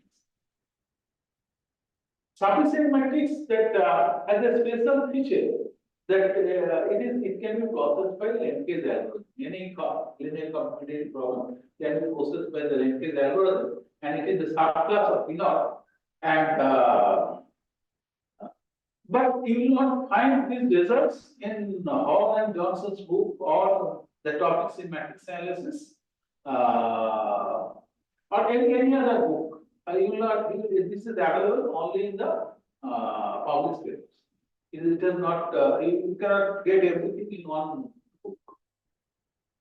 Sir, Yes. what are the conditions? Rank greater than 2, weak generalized. Rank. So then we have some assumption that the rank is greater than equal. Weak generalized positive sub plus 1 only. With generalized positive sublimate matrices, in that we got the results for P naught or sufficiency with that address. Okay, but you can get a counter example if that is 2 or less. So that, but incidentally, but that case is not left out. One of the somebody from this. So he did the extensive work for 2. But obviously that when some generalism is there for 2 by 2, that it will not act much. And for all these special matrix classes, 2 by 2 is easy to construct, easy to visualize, but the result you get, conclusion you get, that you can generalize, cannot generalize it to higher order. So that's why that I always ask my students that we get an example for a higher order. Okay, so that you get a complete picture. Now, yesterday also I talked about principal pivot transform. Okay, all this that there are large number of pivoting algorithms which you might have studied in your BSc, that including your simplex method. Single pivot, double pivot, etc. So that is based on the concept of Tucker, and there are large number of matrix classes are introduced based on this principal pivot transform. Now, only problem is that all these classes, that you cannot do hand computation in generate exam. You should also know some computation. I think person will agree that unless we have some computational power, it is very difficult. That even that I remember that one person settled one 4x4 case, but by generating thousands of examples and got all the special cases, and then they did it. And this is so today's research is heavily it has to be that the competition is also necessary. So all of you must keep in mind.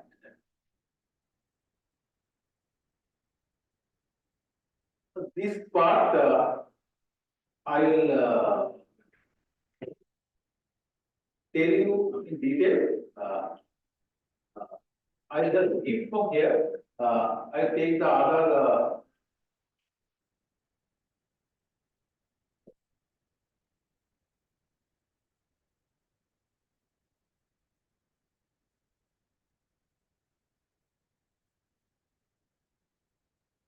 So yesterday I talked about what is co-positive, star class, etc. Okay. And co-positive matrices has this property. That if D is a positive diagonal matrices, and if A belongs to C naught, DA tends to also belongs to C naught. So you can prove it. Similar property which holds for PSC matrices, it also carry forward for co-positive matrices. If A belongs to C naught, you can only A plus A tends to belongs to C. So this is true also for co-positive matrix. That x equals x greater than equal to 0 for all x greater than equal to 0. So that matrix is co-positive and it has an inheritance property. That means inheritance property means or if you take all its principal submatrices, that also will be.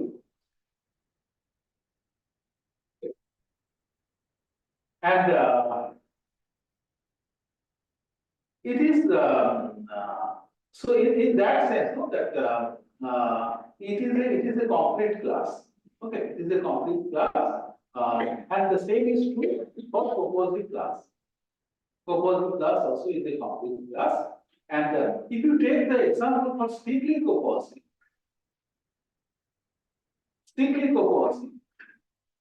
it is in class 2. Okay,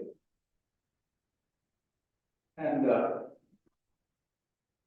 semi-monotone also this property holds that its principal submatrix also are semi. Before I give any, you want to give some example of semi-monotone matrices. Let's first tell you that.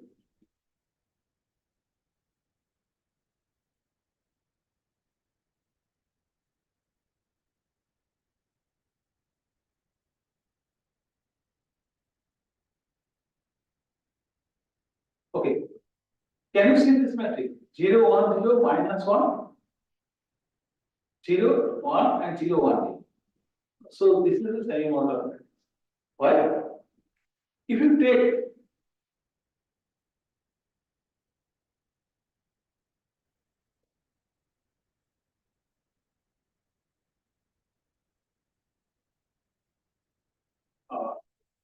what are the matrix? Minus 1, 0, 1, 0.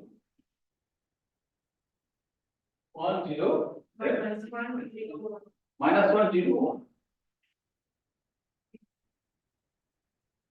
0, 1.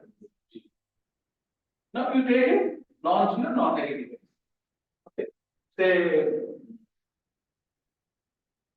x1, x2, x3, which is not equal to x, is greater than b. Now you take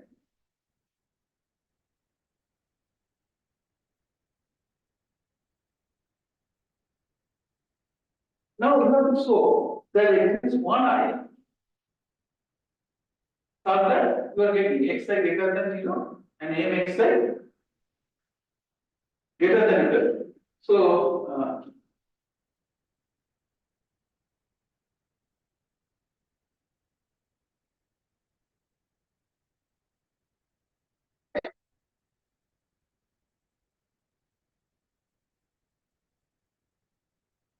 Okay, so these are the things you have to check.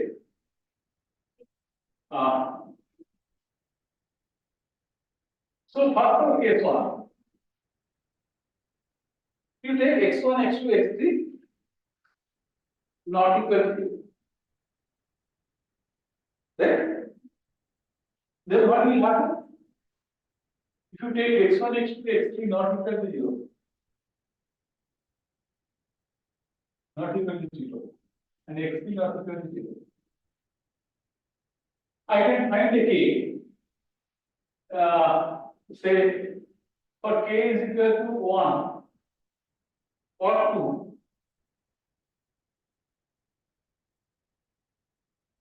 2, mx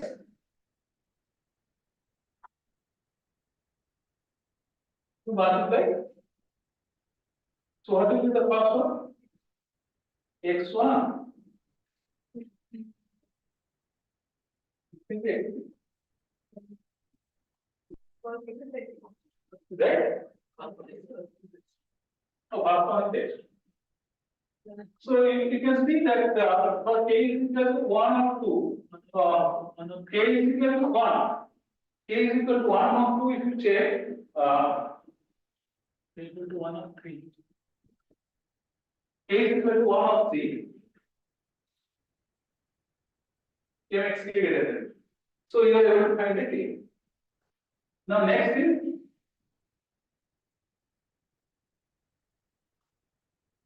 x1 greater than equal to x2, x1 not equal to x2 and x2 not equal to. Okay. So x1, x2. And these are greater than equal. So in that case also you are getting that equal to for k equal to 1. Then for x2 x3, k equal to 3. So this is k 3, x2 x3. Then not equal to 3. So you can get it mxk, that is not that is greater than equal to. So 2 3 1 and then 3 1 is there equal to 1 of 3, right? And if k equal to 1 is 0, k is equal to, so if x1 is greater than 0, only remaining are. So that's how this covers everything, right? 1 and 3 0. 1 and 3 also you are getting 3, no? 1 and 3 0. 1 and 3 0. x1 equal to 0, 2. And x3 is equal to 0. So only x2 is there. So x2, so x1 is equal to 0, so you are getting k. Right? K equal to 2. So any other case? So this way you can find out that whether it is same or not. But checking this way is too difficult. Once it is higher, it is difficult. But it's a generation of opposite matrix, and its feasible for matrices also are same order. And what we are looking at that some characteristics, and this characteristic I'll tell a little later. But before I do that, I'll come back to first.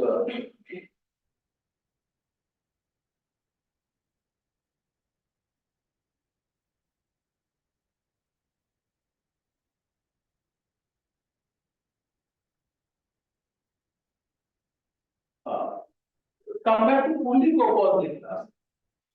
So fully composite means that it is not only it is composite, but all its utilities are composite. In the afternoon, that we will have a session that how to compute all utilities, all possible products for all alpha. Okay. So everything you have to check is composite, and so that's why I typically said that you need some code to down that to check that.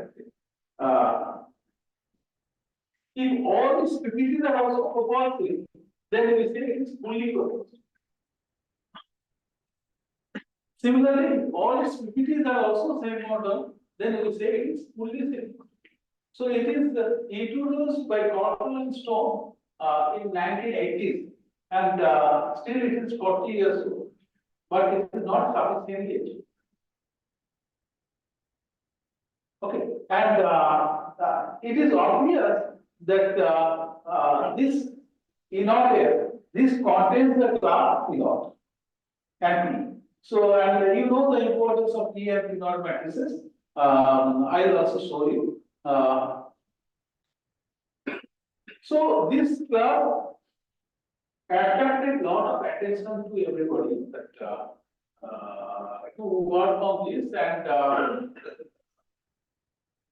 a good number of people started working, and it is shown that if a matrix is fully copolytic and it is a Cunard matrix, then it is a P-not.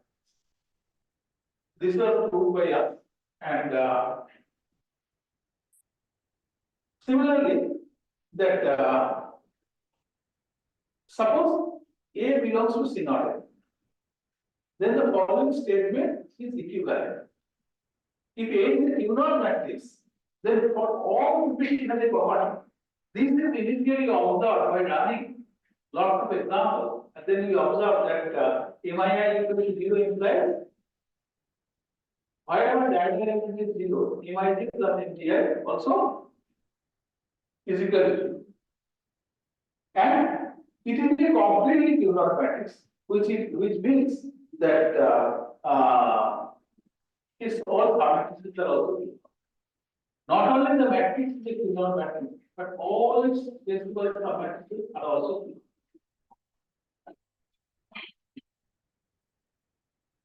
Then, so we worked extensively on this, particularly the ISI group. And here, this is Murthy Parthasarathy. They proved the result. So Parthasarathy, of course, is no more. T Parthasarathy. So if you search in Google, you will get his name. T Parthasarathy. So they propose a conjecture. If A is a C0 F intersection Q0, then it is a PS matrix. A is fully copolytic as well as Q0 matrix. It is a PS matrix. And they do it for 2 by 2. That way we are doing multiply x1, x2, and then looking at the quadratic form, they could show you that it is PSP. But they do not do it for n greater than 2. And this was left as a conjecture. And this, I guess that this was published in Science, and so it is PSP. So we provided a counter example to show that actually the conjecture is false. And it was shown that it is a sufficient matrix. First, initially it is shown it is a P-not matrix. And to further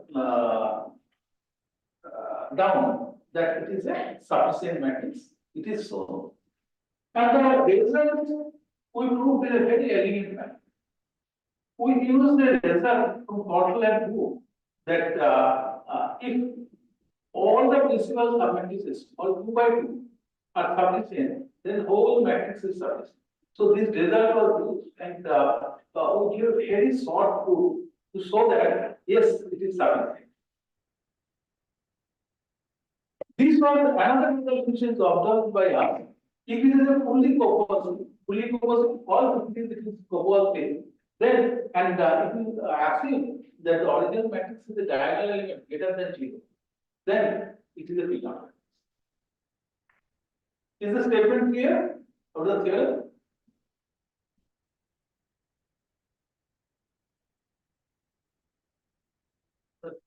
Yes. Fully composite Yes.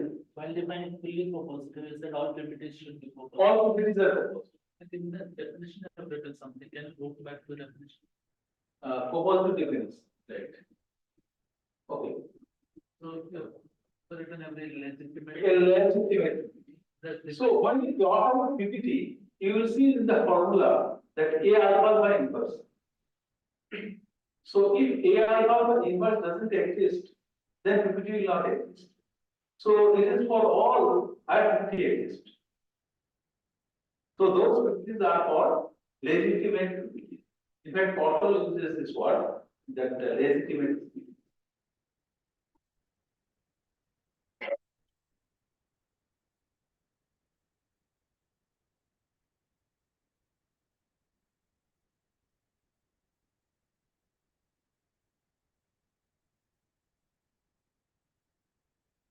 And so that if the diagonal is greater than 0, so then we say it is A belongs to P naught. So this is another result. And suppose A is fully co-positive and after the diagonal elements are greater than, then it is called column sufficient matrix. And in addition, if you state A transpose is fully co-positive, then it is a completely Q naught. Okay. It is a completely Q naught. So also we know that if you try to relax this condition, in fact, they will prove the result using this condition. And if you relax this condition, it will be no the column sufficient that will show. But before we do that, we wanted to show that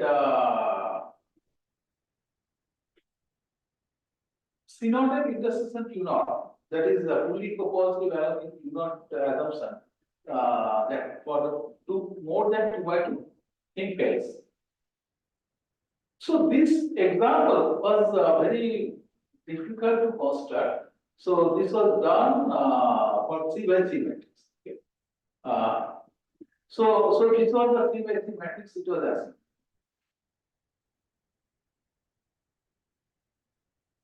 Right? And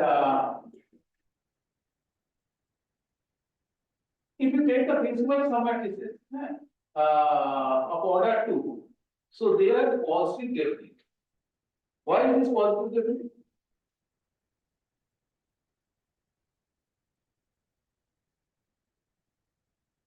Because diagrams are strictly positive.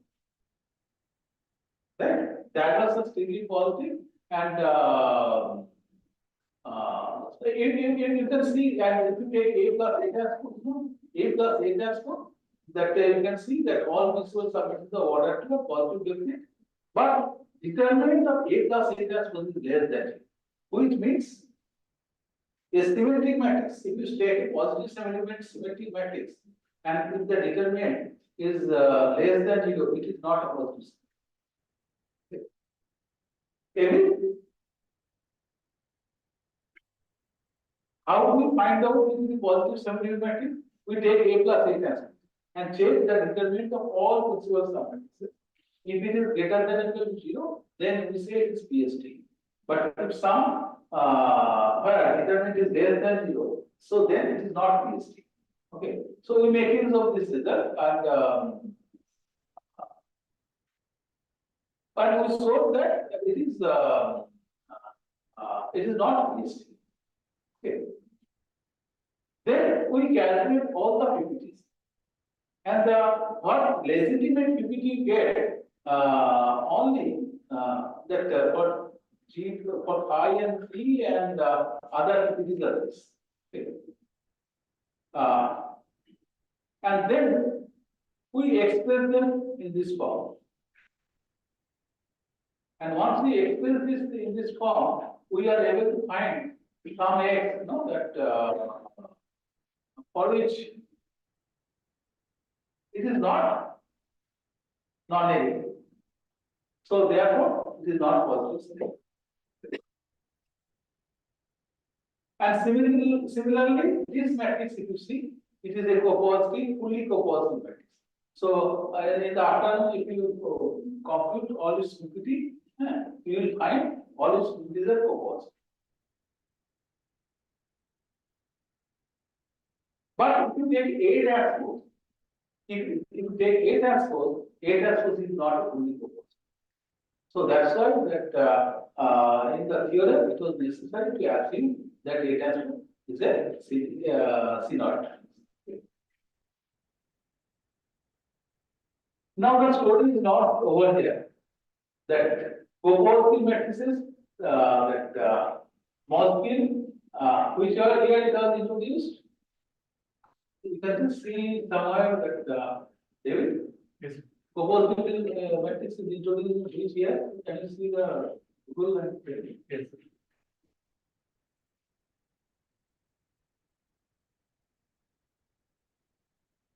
so it was introduced the Moskvin long back and at least maybe 100 years. And then we could started working on almost proportional. 1983. In Madrid.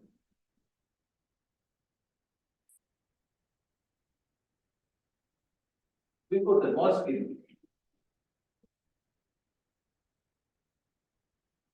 It will be early 90s.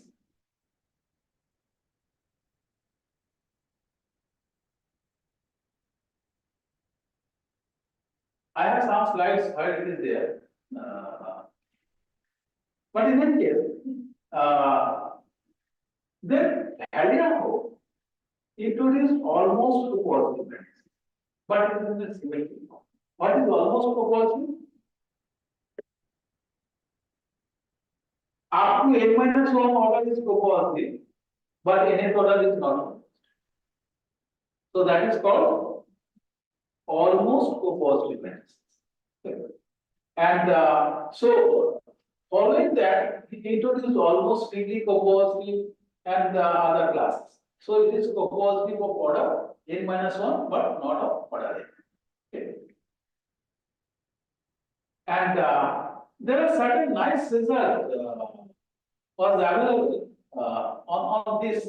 If something is almost copositive, assuming it is symmetry, so A is PST of order n minus 1, up to n minus order it will be PST, and up to n minus 2 order will be positive. But the final order is not even copositive.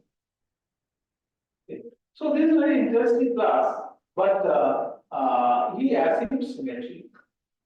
We drop the symmetric assumption and so that some of their results true, and we didn't stop there actually. So there that we introduce one class, which I am going to tell you, using this almost C0 and E0, we introduce certain class. Yes. This is the positive up to order n minus 1, that is the submatrices of order n minus 1. It is copositive up to order n minus 1, but not of order n.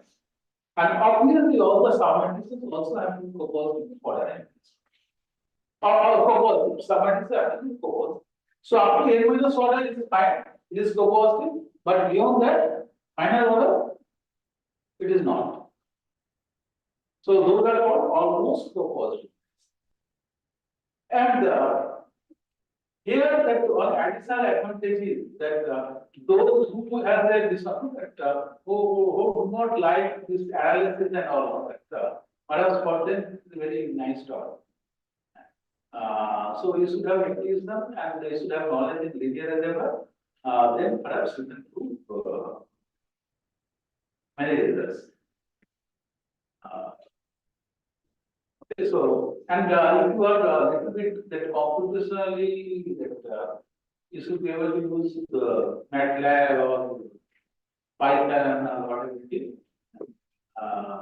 So then you can work with this.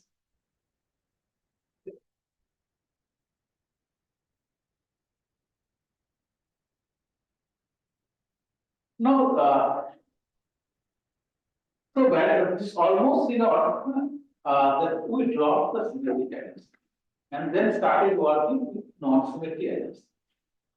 And then we looked at the class called fully cooperative. We looked at the class fully cooperative, and then we replaced, and then we introduced a class which is called almost fully cooperative. So what is almost fully cooperative? That its PPTs are either C0 or almost C0. PPTs are C0 or almost C0. And there exists at least one PPT which is almost. If all the PPTs are C0, it is fully cooperative. So at least one PPT is almost C0, up to n minus whatever is cooperative. Then it is called almost fully cooperative class. How it is important? So this is an example that if you calculate the PPTs, that all PPTs, then you can find out that it is almost fully covered. This particular example. Okay. And we obtain a result that if you have almost C0 and along with Q0 and n is greater than equal to C, because I am not sure that if n is less than equal to C, things go wrong. For most of the results, many of these results. So safely that we are seeing that in fact it is almost means you are talking about up to order 2 and then hard order you are not talking about anything. So here we are seeing n greater than equal to C, and then we showed that A is a P0. Okay, and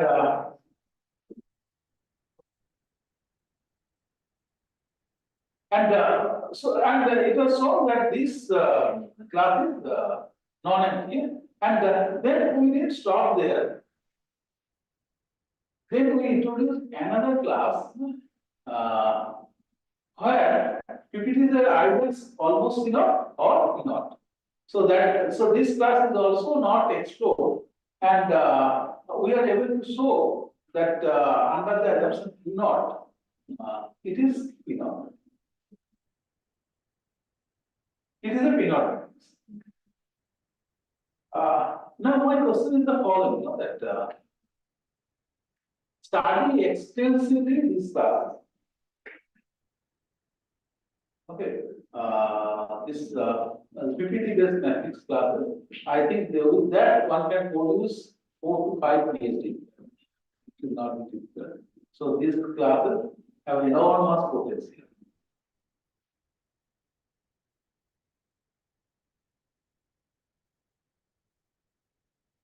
Now, before we go further, I thought I have some sessions tomorrow also. There I will be talking about some Q0 matrices. Now let's go back. How much time I have? David? Half an hour. Half an hour. Now I am going to talk about Stone's conjecture. The Stone's conjecture. What is Stone's conjecture? It is called, it is on fully semi-motor matrix. That is, all PPTs are semi-motor. So the Stone conjecture in this case is, he is a great guy, and in fact that they wrote a book along with Pan and Stone, Cottle and Pan. A book on linear computational problem, and his thesis also will be. It was a very nice thesis. Actually, written in a very compact way, and so when we conjecture that fully cooperative along with Q0 will give you P0. And then the problems, the classes which we introduced, it is because of this, that we try to do something with the left hand side. It is not a So inorganic is replaced by those things, almost inorganic and all. And they are able to prove that it is inorganic. But what is happening to the general concept? Okay. So as an example that you can see that A1110, it is a inorganic matrix. Any non-negative matrix is an inorganic. It is a copositive, and any copositive matrix is also an inorganic. But if you take this repeating with respect to 1, then it becomes like this: 1 minus 1, 1 minus 1. I can immediately say it is not inorganic. Because for a semi-monotone matrix, diagonal elements are non-negative. So if any diagonal entries are negative, then you can close your eyes and say that it is not inorganic. So this matrix is not inorganic. And I have another example that so this is the matrix A. It's the same example. And if you take its PPTs, you take PPT of this matrix. So you will get only two PPTs, legitimate PPT, B and C. And you can check it. C, it is obvious that it is inorganic. It is a non-negative matrix. And B also you can check it is inorganic. So it is inorganic F. It is fully composed. So one reason that this example will start with that whether you will get into that class or not. So you can easily work on this class. It's not very difficult to generate examples. And once you generate some examples, you can get into the theory pretty fast, and then work on that. We have taken 8 aspects. If we have taken 8 aspects and then taken the PPT, then we have found that PPT of 8 aspects is not inorganic. Now, assume the following: if A is inorganic with the expression Q naught, and all A minus 1 principal minus a non-negative, so then it is Q naught. So this figure will be very general result for electron. So there, what is the assumption? All A minus 1 principal minus a non-negative. All proper principal sum minus a non-negative. Then you can say that it is P naught. If A belongs to inorganic intersection Q naught bar is all its principal submatrices are Q naught, then also you are able to prove that it is Q naught. If A is fully staying on apart from that, if you have this following others, A is a non-negative Q naught matrix, A plus A plus is a non-negative Q naught matrix, A is a symmetric Q naught matrix, A is a C matrix, A is a E matrix, E means still the same. And A is a composite plus matrix. For all these cases, you can prove that it is P naught. And that exercise I give to you that identify the other subclasses for which A belongs to. So this is a research problem. I don't expect that you will solve it in a half an hour or 1 hour. Okay, whatever the time we given, so we will not be able to solve, but this is the problem for future research, that identify other subclasses of that for which that it can prove that if the matrix is not a, it can prove it is so you may ask me that you are giving this as a exercise. Have you tried that? Yes, we tried. We also identified some classes there is a class called Lower spike matrices, which is a proper subclass. We showed that it is beyond. Okay. Who perhaps that they are who use little alpha tools from basis theory and so that this is beyond. But still, I guess that if you try, that you will be able to identify some subclasses. Modules you can show this beyond, and it is not known to me.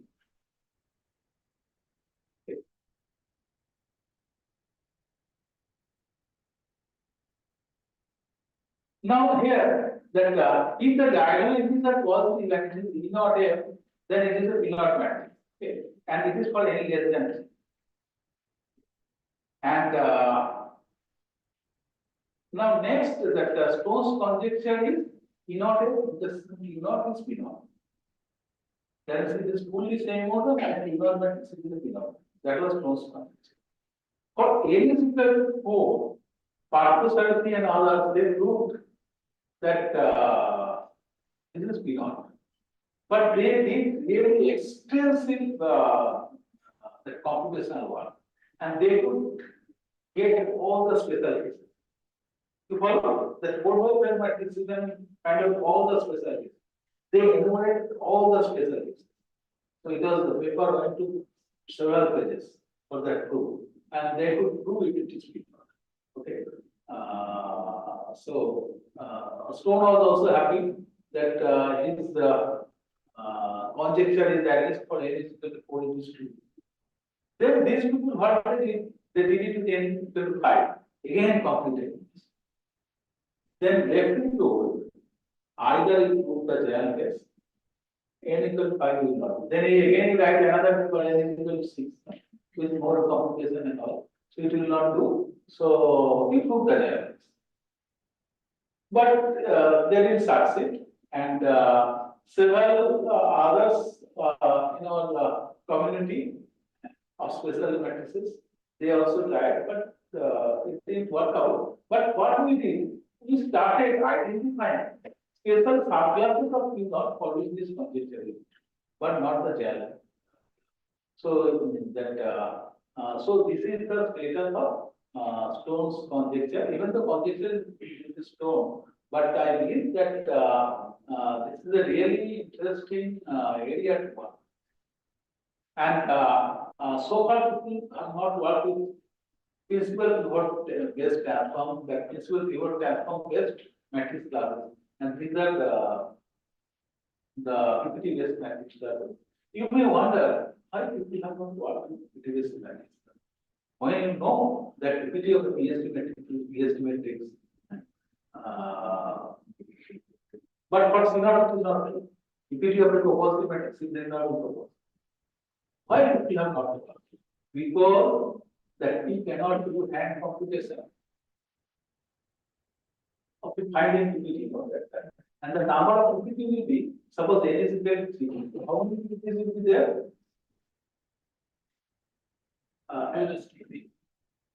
First is that matrix itself, then 1, 2, 3, then 1, 2, 1, 3, 2, 3. So 6 plus 1, 7. 7. Okay. And X inverse, that 1, 2, 3. 6 plus 1, 7, and the matrix itself. So this all is of there. Unless you develop a computer program, it's not very easy to do. And there are some students that who started working, so they are generating random matrices. Generating random matrices and then the random entries and trying to get some result. They succeeded to get some result, which otherwise you cannot visualize on our own. You know that many results in number theory also that do lots of experimentation. So I do believe that this areas of special matrices has a lot of promises, and there is lots of promises, and which is the potential area for all researchers, those who are on special matrices. So before I go further, before I go further, I'll just go back to the previous one. Once I have given this introduction, little details, and this P naught with non-negative principal minus, this graph is when it appeared 1937. Okay. P naught is 1937, so 1939, John Hicks referred the characterization of P matrices. And this P matrix that was half given by Iclaa and all. I think none of them are there. They are no more. And Carter and Gale Ricardo that they talked on Jacobian matrix and global equivalence. So here that one of our colleagues, P. Parthasarathi, who used to work, and so there are lots of problems there also. Now, you may ask that why you should study P naught matrix? How it is going to be useful? You can see here the application Markov chain analysis. Probability. Study of global equivalence economic theory, linear complementarity theory, game theory, and there are various engineering applications. So that's why that after PhD or PD, this P naught matrices are it has attracted lot of attention to matrix theory researchers, and not only to study P naught but also various subclasses of P naught. And whatever I have talked about, these are various subclasses of P naught. Now matrices with non-negative principal minus, but how to check it? You have to evaluate all principal minus, and then only you can check it. There is one way, and the direct approach is that you find out all principal minus and declare that it is a P naught. But this is not a very efficient one, and you can have the task of order taking operations because of order K we have to evaluate, and it is too much. And different characteristics are proposed that Iclaa and all, KD Murthy, and some of the people are the Hungarian mathematicians, they have worked on it, and so where that they prove that these are the several equivalent statements, but none of them are useful for checking it. Okay. And these are available on Constantine book. Now, even forget about P naught, even for testing whether matrix belongs to P, there is no algorithm. But for a 3 by 3 matrix, you can evaluate all principal minus and can say that it is P or P naught. But what happens for a general one? How do you find it?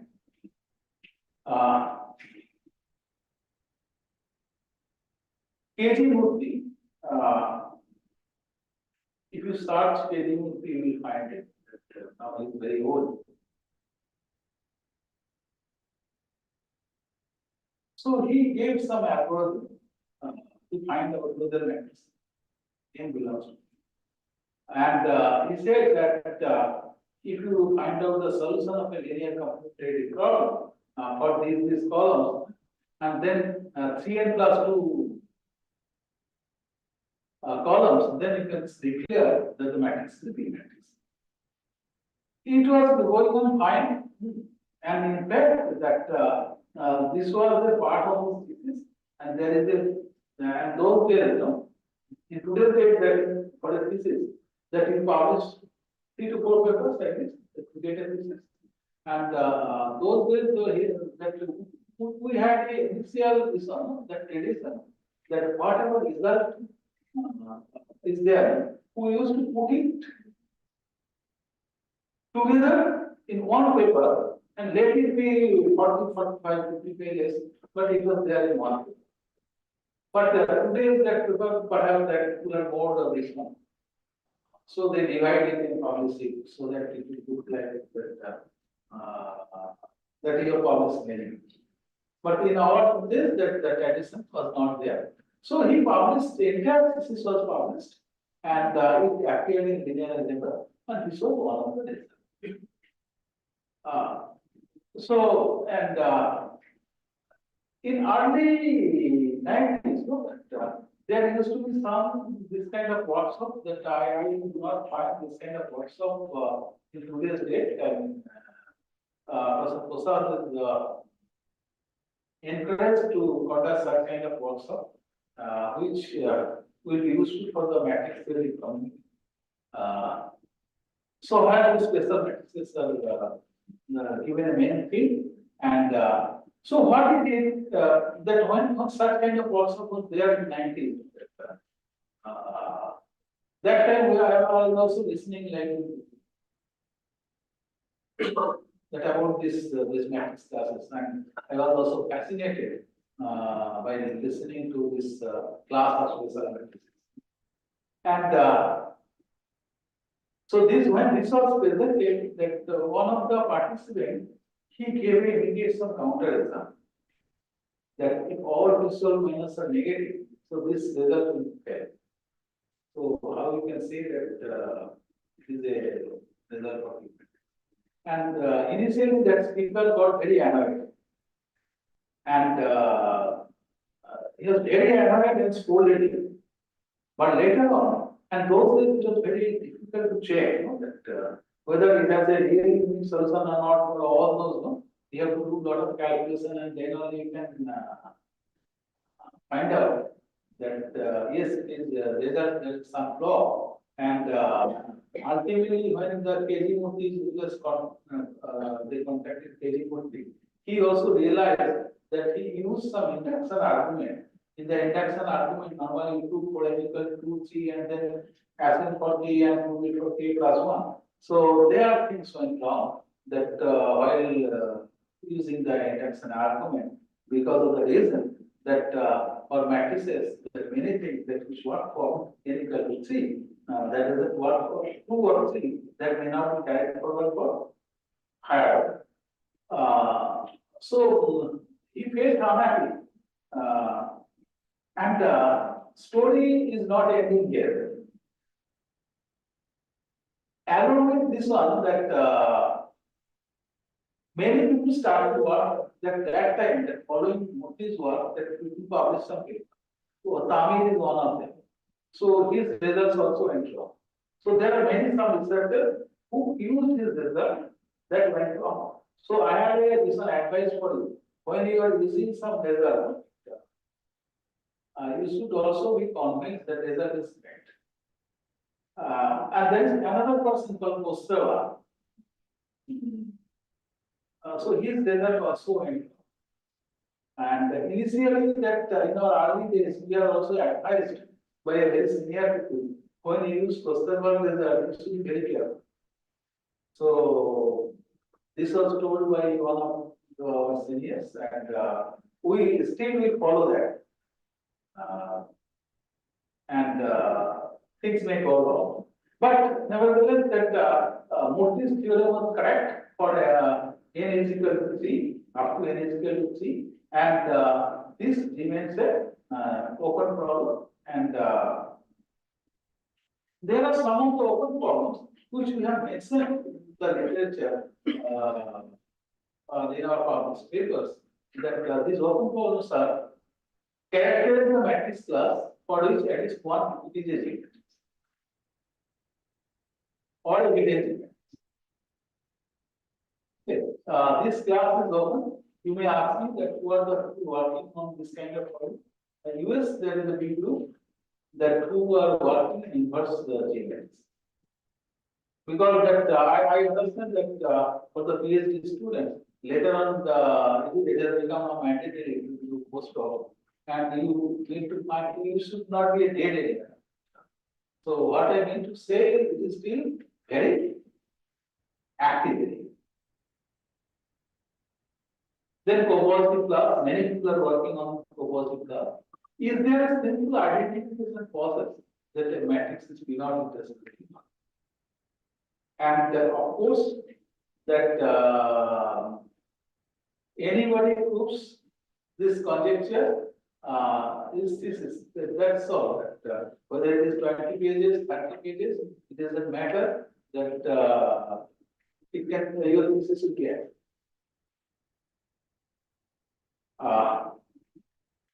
There are certain differences, and we have given only our some of our recent differences. And after this, we have also introduced recently some new classes. I have not talked about that because that it is only a 7 days. I mentioned it is only 7 days also. Limiting class. The matrix is not, but you take the limiting class and the matrix belongs to a particular class. So that is the another matrix we have not discussed, A or A not. P matrix we have found that if all principal minus are positive, but if all principal minus are negative or non-positive. So then those matrix classes are called A or A not. I think in the beginning, I think it's about that.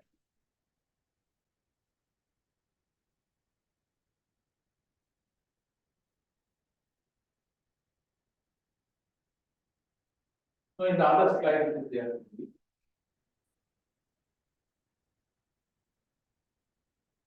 You can see here, A naught, N naught is there. Data of A alpha is A alpha by less than A. All of this minus are negative, then it is called N matrix. And N and so this is there in the economics or global imbalance theory. This matrix is very important, and this matrix is important in another sense that if you know that it belongs to a matrix.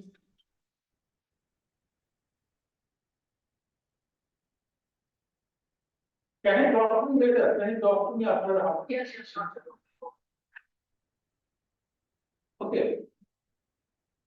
This N and not, no, that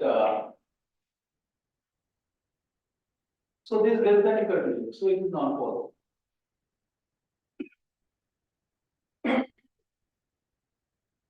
So we have discussed all the things. As I mentioned that there are many more classes which you need to look into. And tomorrow I have a class where I will talk more on Q-Q matrices, because you can see here that most of the cases assumptions are Q-Q. And Q-Q is a difficult class to characterize. So I will talk about some of the known characteristics of Q-Q matrices. But that will help you in your research, and you can make a start. The one on question. And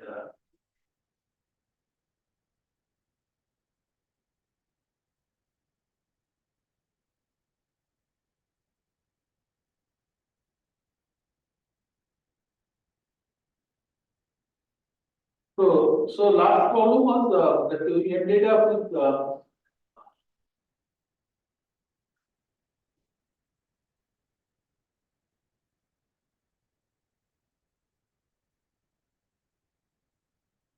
so among this that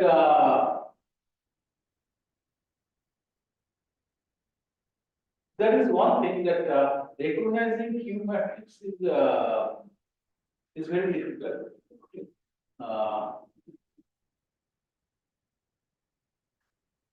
Still that people are interested. I got an email yesterday or yesterday from a person called Art Chandra, who is the University of Texas at Dallas. So he asked me that a question on Q matrix that can you get some utility diagonal elements that called even the original matrix is possible. I do not have an example, but it is still possible that I can get to 150 with diagonal and this degree positive and matrix. That class can so it is worth exploring. And there you can always say that the matrix is P. So because any non-negative matrix diagonal elements are also filled. So these people are working on that. So now I suggest that you should work not only that at least one of the 50 G matrix or hidden G matrix, but also you should try that at least one 50 is proposed class. You can try these two will be relatively easy or hidden G matrix. So you can start from there and on PPT based matrix class or most class. Another difficult problem is that I have not explored that a matrix is not positive subdomain. PPT of a positive subdomain. This class is fully unexplored. I have not done, maybe that some students are doing that problem. Positive subdomain or generalized positive subdomain. Original matrix is not, but and I can visualize, one can get easily some of the results there. This is the doable class.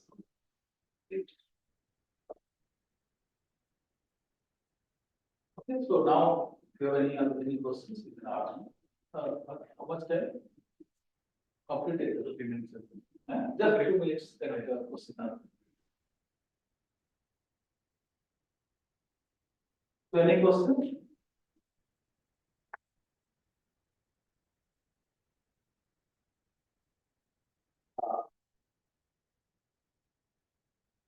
So have you that got the brief overview of the classes we have discussed?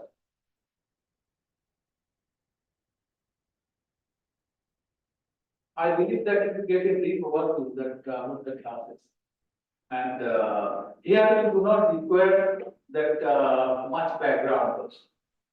So you should know some of the basic of personality words and then PPTs and all, which you do in the afternoon.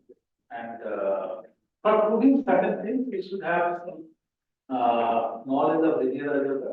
As I said, that you should look at the book by Horn and Lerner and you should follow it. Linear algebra book. And so with that, you can start on this. And for your PhD coursework, you do not require any other this one. If you have something you have on analysis and all, that is always required. That if you want to prove some of the results in different settings, it may be useful. But this is it.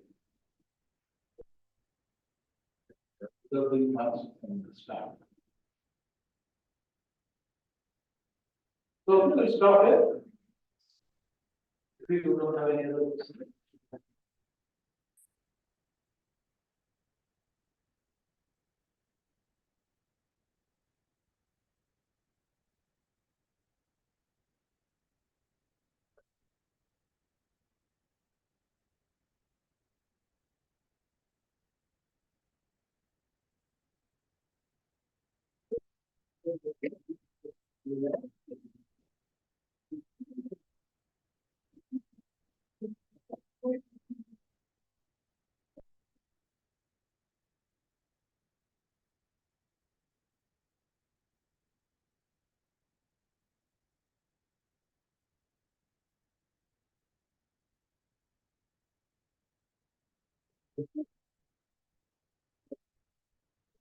Okay, go on.